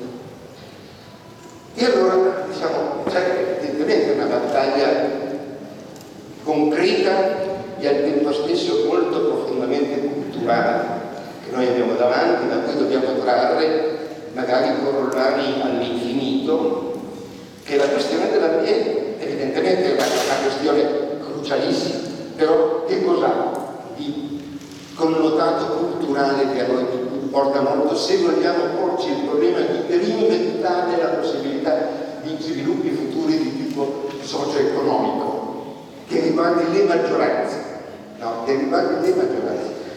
Se faremo qualcosa di sensato nei confronti delle maggioranze, probabilmente avremo anche il diritto di fare delle battaglie per i diritti civili di minoranze senza che queste vengano considerate dei privilegi e quindi avversate. E questo è, diciamo, la questione ambientale. Che cosa vuol dire la questione ambientale? Vuol dire affrontare la cosa che è in corso, cioè che la dimensione dello Stato-nazione non è sufficiente, che c'è una dimensione globale della cosa, no? Vuol dire mettere in primo piano i criteri dei beni comuni rispetto alla proprietà privata. Ci sono delle cose che hanno animato le rivoluzioni democratiche dei secoli scorsi e che sono due importantissime a me pare. Una è quella di una contestazione giuridica della proprietà e l'altra è la questione fiscale, che sono contigue evidentemente. La battaglia fiscale per la redistribuzione e la battaglia per contestare il diritto di proprietà, che è quello che infesta e che promuove, diciamo, la forbice che separa sempre più i ricchi, diciamo, dai poveri, è una cosa importantissima. Questa cosa della proprietà non si discute più, è una cosa tradizionalissima della sinistra del Settecento, quello di contestare la questione della proprietà. Il sistema giuridico proprietario, no? Proprietà di capitali, proprietari di terre, proprietari anche da parte dello Stato stesso, dell'imperialismo, di quello non possiede, che non possiede, le espropriazioni di terre che stanno avvenendo in Africa, ampiamente da parte della Cina, per esempio, tutte queste cose, no? Sono al centro. Ecco, questa dimensione su cui noi dobbiamo impostare una reinvenzione di quelli che sono gli orizzonti futuri di una trasformazione economica e sociale, sulla base di quello che effettivamente si presenta anche supportato dagli elementi potenziali enormi che ci sono nelle nuove tecnologie, che non sono soltanto una minaccia, sono una grande potenzialità, no?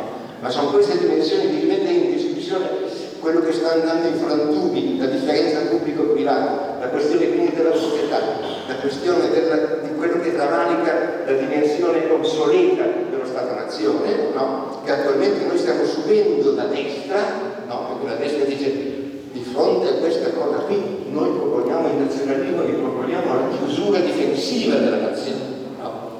Perché noi non sappiamo ancora che cosa dire di positivo e di progettuale sulla questione della globalizzazione. Grazie.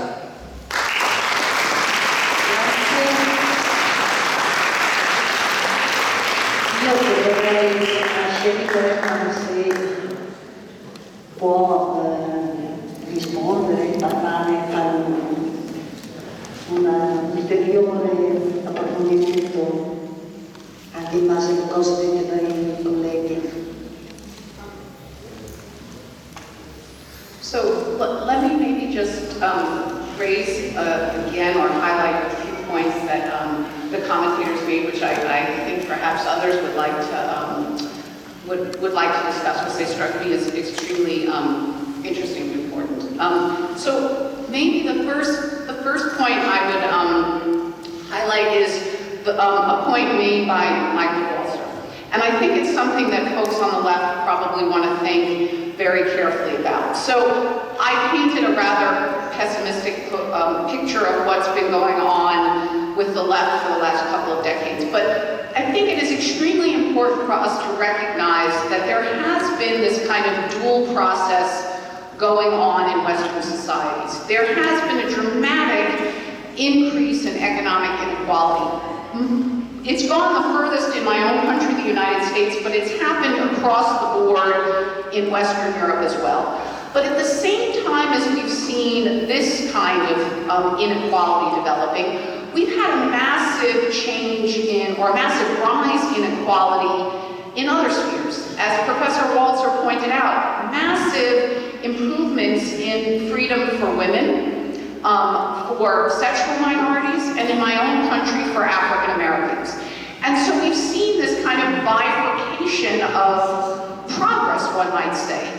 Incredible progress for lots of people since the 1960s, as far as their opportunities are concerned, as far as levels of equality, as far as freedom of choice. These are things that the left played a huge role in, as Michael Walzer said, and we should not forget that progress at the same time we bemoan the lack of progress in other spheres. And so I think the question, or the related questions that are raised by this, right, is, first of all, is there a necessary trade-off? Right? That we've seen one type of equality and freedom improve at the same time as another type of freedom and equality have declined. Are those two things necessarily related, or are they the result of choices that were made by various political actors? Since we're here, I would say, particularly on the left. And so is it possible, therefore, to continue with different choices, progress on, again, ensuring minorities, women, other groups in society that have historically not enjoyed the same access as traditional white men, that their freedom of opportunity and their choices continue to expand, at the same time as we address declining inequality, lack of opportunity for many people, again, in the economic sphere. I tend to think that those two things should and could go together.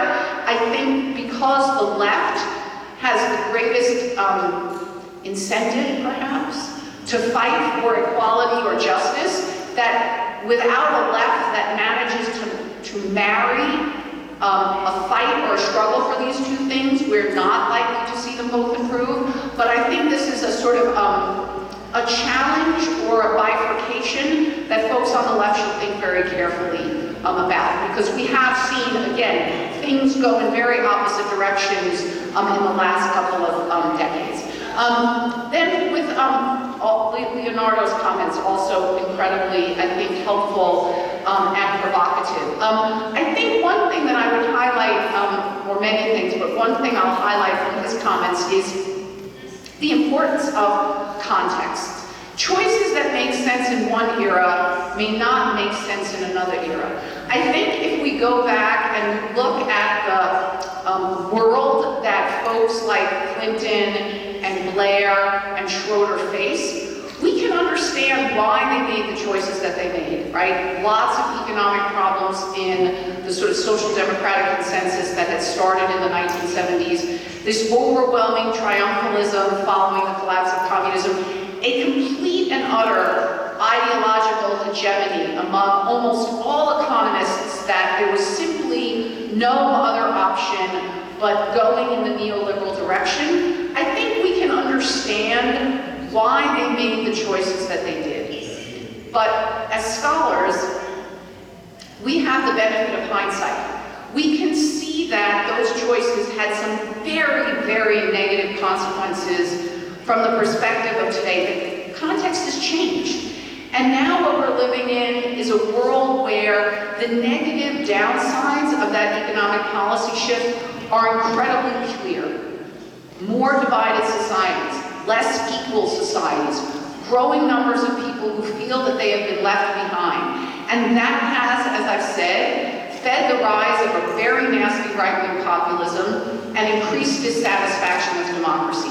They obviously didn't know that was going to be the consequence of this neoliberal shift at the time, but we do now know that that's what one of the consequences was.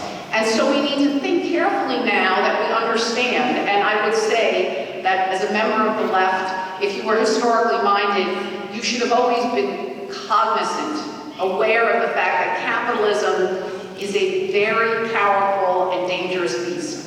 It is the greatest force for growth and innovation that this world has ever seen, but it is incredibly destabilizing and always potentially destructive. And to have lost sight of that in the triumphalism of 1989, I do think was a mistake, but putting that aside, we see now what the consequences have been. And so it's our job, I think, on the left to think about how some of those negative trends can be countered or addressed. And then the last point I might highlight is, well, there's, again, there's so many interesting comments. I think one thing that Stefano brought up, which is something we should also consider, is why the left didn't have an alternative vision either of how to deal with the changing nature of capitalism at the end of the 20th century, or what a better future for Europe and the West more generally might look like going forward. Part of the reason why I think folks like Blair and Schroeder and Clinton adopted so much of the neoliberal agenda at the end of the 20th century is because there was no other clearly, distinctively convincing and coherent left-wing alternative out there. There were clearly problems, capitalism was clearly changing, but the left had no distinctive understanding of that changing capitalism or distinctive answer to the problems that Western economies were facing. And I don't think that that was a given. I think that that's something that we should question and challenge and think about whether or not going forward the left can have a distinctive economic vision. And the other point I think worth thinking further about is related to that is that what populists are clearly offering in conjunction with that previous point is a form of solidarity, a form of meaning in a world where some of our post-war forms of solidarity and some of the post-war meanings have clearly decayed.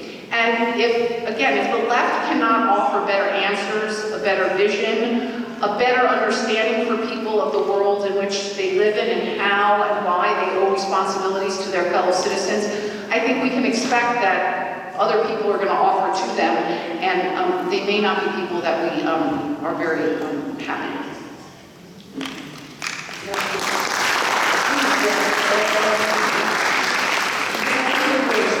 Alle 7 dobbiamo chiudere, forse adesso se c'è qualche domanda, qualche intervento, poi però bisogna essere molto rapidi per lasciare il tempo di un'eventuale risposta a chi ci rivolgiamo. Io avevo già un paio di persone, la prima persona che me l'ha chiesto non è in questo momento in sala, quindi do la parola a Roberto Fasoni.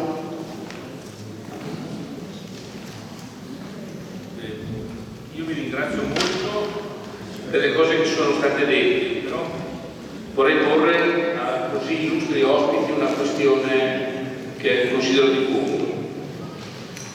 Uno studioso che si chiama Axel Honneth, che dirige attualmente la scuola di Francoforte, scrive in un libro L'idea di socialismo, un sogno necessario, e rimette in discussione il pensiero che è all'origine della socialdemocrazia, cioè il pensiero marxista, così poi come si è affermato, e individua 3 difetti di fondo nella vicenda. No, forse c'è qualcosa che non va nella traduzione perché dà segnali di disperazione.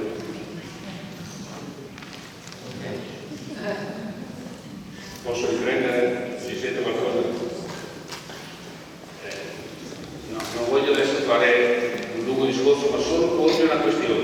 Non posso farlo. No, ma non posso, ma voglio solo dirvi una cosa. Si sente? Posso procedere? No, per voi sì, ma se io lo chiedo a loro, se loro non sentono, perdonatemi, per voi io lo chiedo lo stesso, ma loro non rispondono. Metti in evidenza tre questioni. La prima, che il marxismo avrebbe avuto una visione quasi esclusivamente economicista e quindi lui dice, recuperando un animo hegeliano, bisognerebbe considerare tutti i pezzi di società che il marxismo non ha mai considerato. La seconda, ha una visione deterministica, come se la rivoluzione socialista dovesse avvenire, e così ha propagandato per tempo, come conseguenza del sviluppo delle forze produttive. La terza ha assegnato questo compito esclusivamente alla classe operaia. Siccome queste tre condizioni sono saltate, è saltata anche l'idea che la sinistra potesse avere una qualche visione di speranza e di cambiamento. Allora le domande sono due. Primo, forse non bisogna cercare anche nella teoria, riscoprendo alcuni studiosi di cui due nomi, uno è stato citato prima, Gramsci, e l'altro dico Rosa Luxemburg, per dire persone che hanno avuto il coraggio di discutere da sinistra da posizioni eretiche questa impostazione che ha prodotto i danni che abbiamo conosciuto. Seconda domanda, e ho finito. La visione, ho apprezzato molto anche la conclusione del professor Della Torre quando dice la sinistra è saltato il compromesso socialdemocratico. Il compromesso socialdemocratico aveva due condizioni: lo Stato e la classe operaia. Non c'è più né lo Stato né la classe operaia, è evidente che la sinistra sta sugli spalti e guarda la partita tennis che giocano il neoliberismo e i populisti. Allora la domanda è: abbiamo speranze che sul superamento degli stati nazionali si creino soggetti che possono riproporre il compromesso a livelli diversi? Perché sennò inevitabilmente la risposta è nel nostalgico ritorno agli stati nazionali e nel cavalcare il rancore di una classe operaia che non vede più, o di una classe di sfruttati che non è più solo una classe operaia, che vede nel rancore la risposta e la trova in chi ti dice a casa tutti perché voi non mi rappresentate. Ecco, la questione che pone Onnet, di cui consiglio vivamente la lettura, è una cosa secondo me che intriga su questi ragionamenti. Non sono parenti, non ho necessità di fare ingredienti, persone, ho fatto fatica, vorrei che la faceste anche voi. Allora, ho altri due interventi, però vi devo chiedere veramente di essere brevi, so che sono antipatica, ma pazienza. Il signore che prima non c'era, che si era segnato, non so il nome, quindi si presenterà da solo, e poi un altro intervento.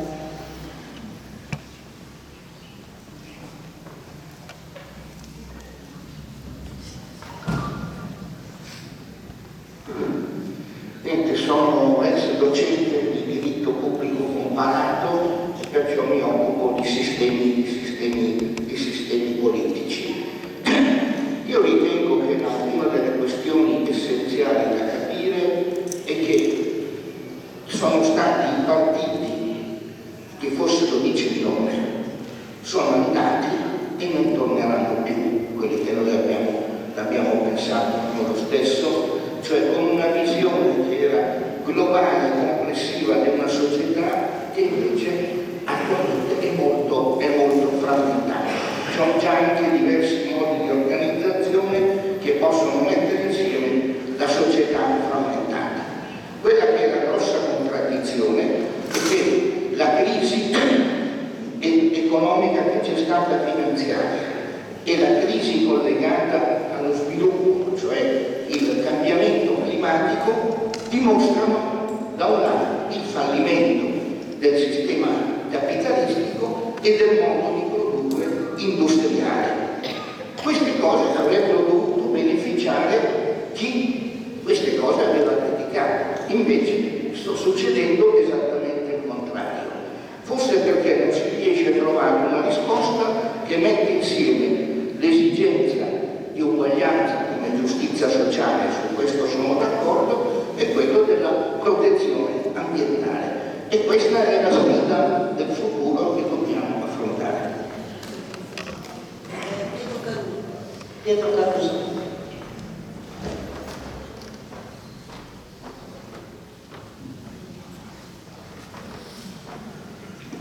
Buonasera a tutti, sono Pietro Caruso, sono in questo questa veste, non tanto come giornalista, ma come referente della Fondazione Olof Palme, uno dei referenti italiani. Pochissime domande, il nostro relatore due domande. La prima è in relazione a un problema che tutto il convegno darà una risposta a questo, non solo ovviamente nella giornata di oggi, è quale socialismo, quale sinistra nel XXI secolo. Io direi di partire però da un aspetto che è stato toccato, ma vorrei che fosse sottolineato. Nel 2008 c'è stata la più grave crisi del capitalismo dal 1900 ad oggi, più grave secondo le nostre analisi rispetto alla stessa grande depressione del 1929, perché la bolla speculativa che si è creata ha infranto il sogno della capacità del capitalismo di perpetuarsi in un modo di progresso costruito sul piano socio-economico. Cioè è molto più grave il tradimento nella costruzione di 13 serie di subprime che nascondono il fatto che noi che viviamo il sistema capitalistico in Occidente non abbiamo più i soldi se non inventandoceli rispetto alla quantità di produzione e al suo rapporto reale industriale. Stiamo fantasticando di un mondo che produce risorse molto al di là di quelle che sono l'effettiva quantificazione delle risorse create. Il secondo punto, e concludo, è il problema di come organizzare la sinistra sul piano internazionale. Perché non penseremo mica che la sinistra in un solo paese fa qualcosa. La sinistra, fosse anche negli Stati Uniti o solo l'Unione Europea, non farà un tubo. Invece i processi che devono intervenire devono avere la capacità di costruire un nuovo internazionalismo, ma il nuovo internazionalismo potrebbe anche passare attraverso la riparametrazione dei federalismi su scala continentale e l'attuazione di alcune politiche inespresse. Poiché se vogliamo, che concludo, dirla tutta, è molto più probabile che noi come sinistra assisteremo al fallimento di questa forma del capitalismo finanziario secondo la cinica definizione di Joseph Schumpeter, quando definisce la possibilità che siano i Carnegie, i Rockefeller, i Mellon i veri distruttori del capitalismo stesso. Bene, direi che c'è proprio giusto il tempo per eventuali conclusioni dei nostri ospiti. Chi vuole, gestitevi voi, ok? Chi comincia? Decidete.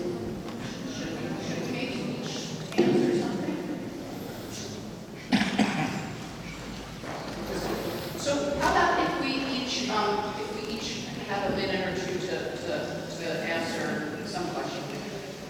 Yeah. Okay, sure. Okay.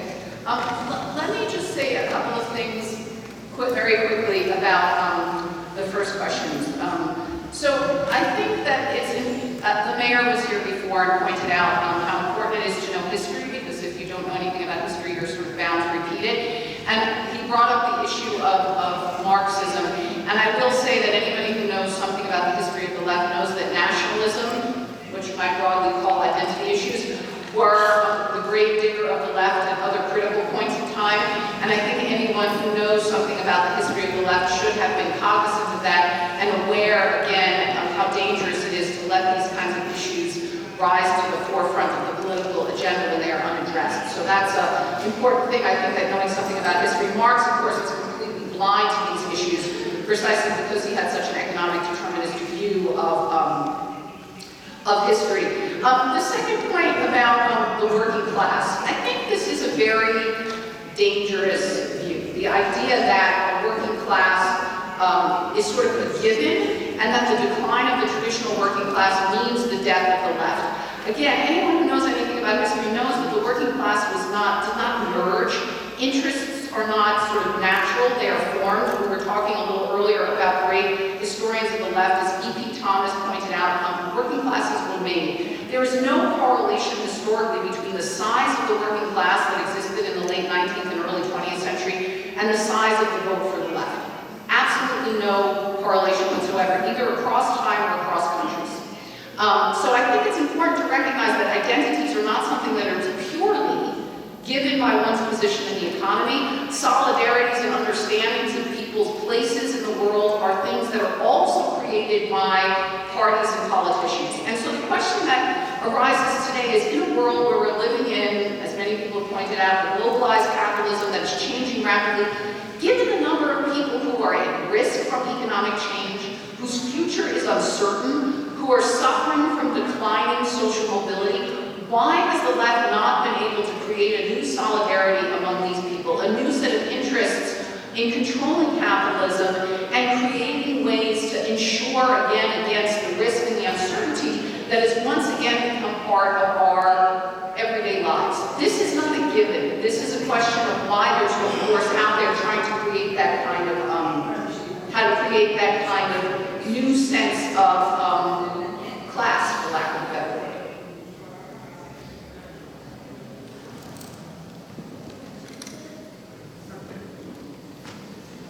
Scusate, io riprendo due punti. Riparto dal clima, vedo che questo discorso del clima ha trovato molto entusiasmo. È indubbia l'importanza del clima, è indubbia l'importanza, ma al momento, per i prossimi 10-20 anni, è impensabile mobilitare maggioranze politiche o issues politiche sul tema del clima. C'è poco da fare, cioè il punto di fondo è che noi magari sappiamo che fare, ma le ricette non sono realistiche. Una è questa del clima. No, per esempio, proprio qualche settimana fa, Geoffrey Sachs diceva come realizzare la giustizia sociale, quello che accennavo prima. Redistribuire il reddito dei vincitori dai proprietari delle industrie tecnologiche verso gli sconfitti. Come farlo?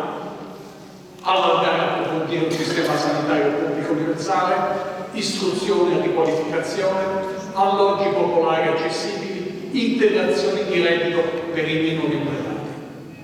Quindi queste sono ottime ricette, molto importanti, ma chi le fa?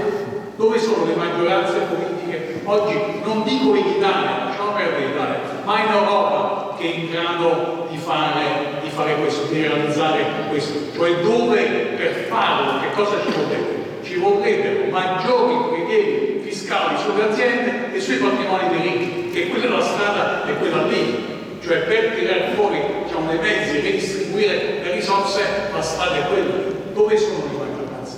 Politicamente, chi dicesse queste cose, un partito, un leader, qualcuno che dicesse queste cose sarebbe totalmente fuori gioco. Quindi il problema non è che, come dire, non sappiamo come potenziale sinistra che fare, esistono le ricette, anche sposando, anche condividendo il discorso del clima o questa della distribuzione del reddito, e che non ci sono concretamente le possibilità. L'unico modo per avvicinarsi è, come dicevo, andare piuttosto che spostare l'attenzione sul come comunicare, sul come formare l'opinione pubblica, modernizzando, cioè proprio un gruppo, i leader che si definiscono di sinistra, si cerca di modernizzare, usa molto meglio il corrispondente alla piattaforma Rousseau, dico tra noi per intendere, usa molto meglio l'Instagram, il Twitter o quello che rimane di Facebook. Cioè questo è il problema di fronte a cui noi ci troviamo. Dove l'aspetto maggiore, quando facciamo l'analisi, non mi voglio allungare con analisi economiche in dettaglio, ma le trasformazioni vengono date dalla tecnologia piuttosto che dalla globalizzazione. È la tecnologia che ha profondamente trasformato il nostro modo di vivere e quindi anche poi il nostro modo di fare politica. Questa è la situazione e su questa appunto bisogna agire e inventare. Posso dire una cosa? Io ho parlato della questione del clima come alludendo, diciamo, la parte per il tutto, per dire che è in corso una grandissima trasformazione tecnologica su cui bisogna cominciare a pensare che cosa progettare per il futuro. Siamo indietro su questo, non sto parlando per dire il clima vuol dire un cambiamento anche di vuol dire migrazioni, vuol dire modificazione dell'agricoltura, vuol dire tantissime cose, no? Non è che sia soltanto diciamo che piove o non piove, è una questione che sanno tutti che viene per le norme. E quindi però anche quello di ragionare sul medio-lungo periodo è una cosa che ci fa uscire da questa contrazione del tempo che attualmente è troppo politica pratica, cioè del fatto del consenso. Uno dei paradossi della democrazia è il fatto di essere così vincolata al consenso da rattrappire i tempi della sua progettazione. È una cosa, cioè una delle essenze della democrazia ha dentro una malattia del tempo, no? Perché questo che la Cina può prevalere, per il fatto che il consenso democratico progetta a lungo periodo e ha l'intelligenza probabilmente di selezionare classi dirigenti non troppo corrotte, ma magari competenti, no? E quindi si presenta come un modello futuro per governare i grandi spazi. La Cina stessa è il mondo, no? Questo è il problema grosso. Però voglio dire, una cosa su cui noi dovremmo fare veramente continuamente attenzione è a certe cose che succedono. Io adesso magari può darsi che la esageri per una mia antica vocazione sessantottesca, ed è il fatto che si dice adesso i mass media fanno in modo che la gente comunica attraverso la tecnologia, ma noi vediamo attualmente in corso da molto tempo, e in particolare in queste settimane, delle gigantesche manifestazioni di piazza, che vuol dire che la gente ha bisogno di essere corporalmente attiva, cioè sono cose che smentiscono l'unilateralità dell'idea che i rapporti sono ormai digitali. No, questa cosa qui, per la gente che va in piazza Hong Kong, il Cairo, no, ce ne sono nell'America Latina, attualmente sono in corso con manifestazioni di questa gente, vuol dire molto. Cioè vuol dire che queste persone stanno aggirando il fatto della socializzazione digitale. Questi sintomi, che magari sono limitati, dobbiamo stare attenti a questi sintomi, se no ce ne immaginiamo una politica lineare, le cose attualmente sono così e vanno linearmente così, ma non è vero. Ci sono cose che lo smentiscono con la carne e col sangue, c'è gente che muore per questa niente, per essere fisicamente insieme ed essere fisicamente presenti. Tutti questi sintomi, ci sono tanti sintomi, così come noi finisco subito, abbiamo avuto, diciamo, almeno io ce l'ho avuto, il terrore di Salvini, ero molto grato a lui di aver fatto una cavolata politica, però poi dopo in realtà dentro in Italia c'erano una quantità enorme di forme di reazione, di resistenza a questa cosa. Sono molto forti, ci sono meno vistose, perché non sono particolarmente digitalizzati, ma questa resistenza esiste. Quindi non è che si naviga nel deserto. Attualmente c'è molta brutalità sotto il cielo. Grazie.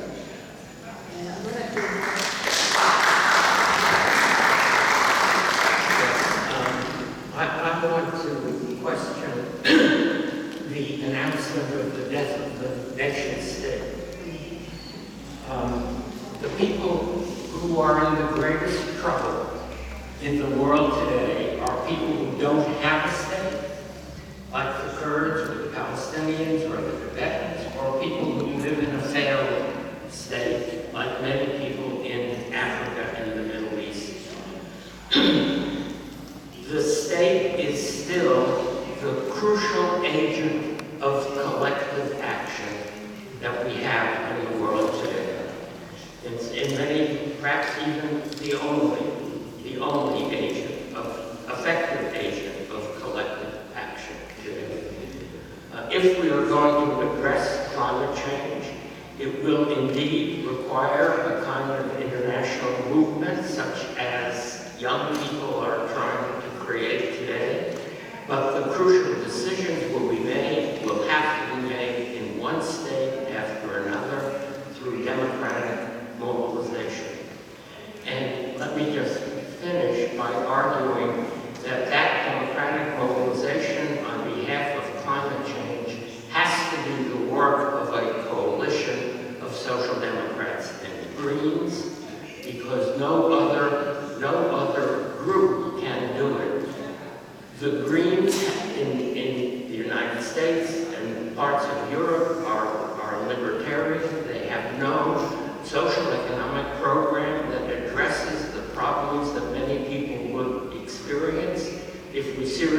start to address climate change. So they need a social democratic ally who will speak to those issues. We call this alliance in the United States the Green New Deal. What we need in each country is a green social democracy that speaks to the issues that people will actually have to live with if we are ever to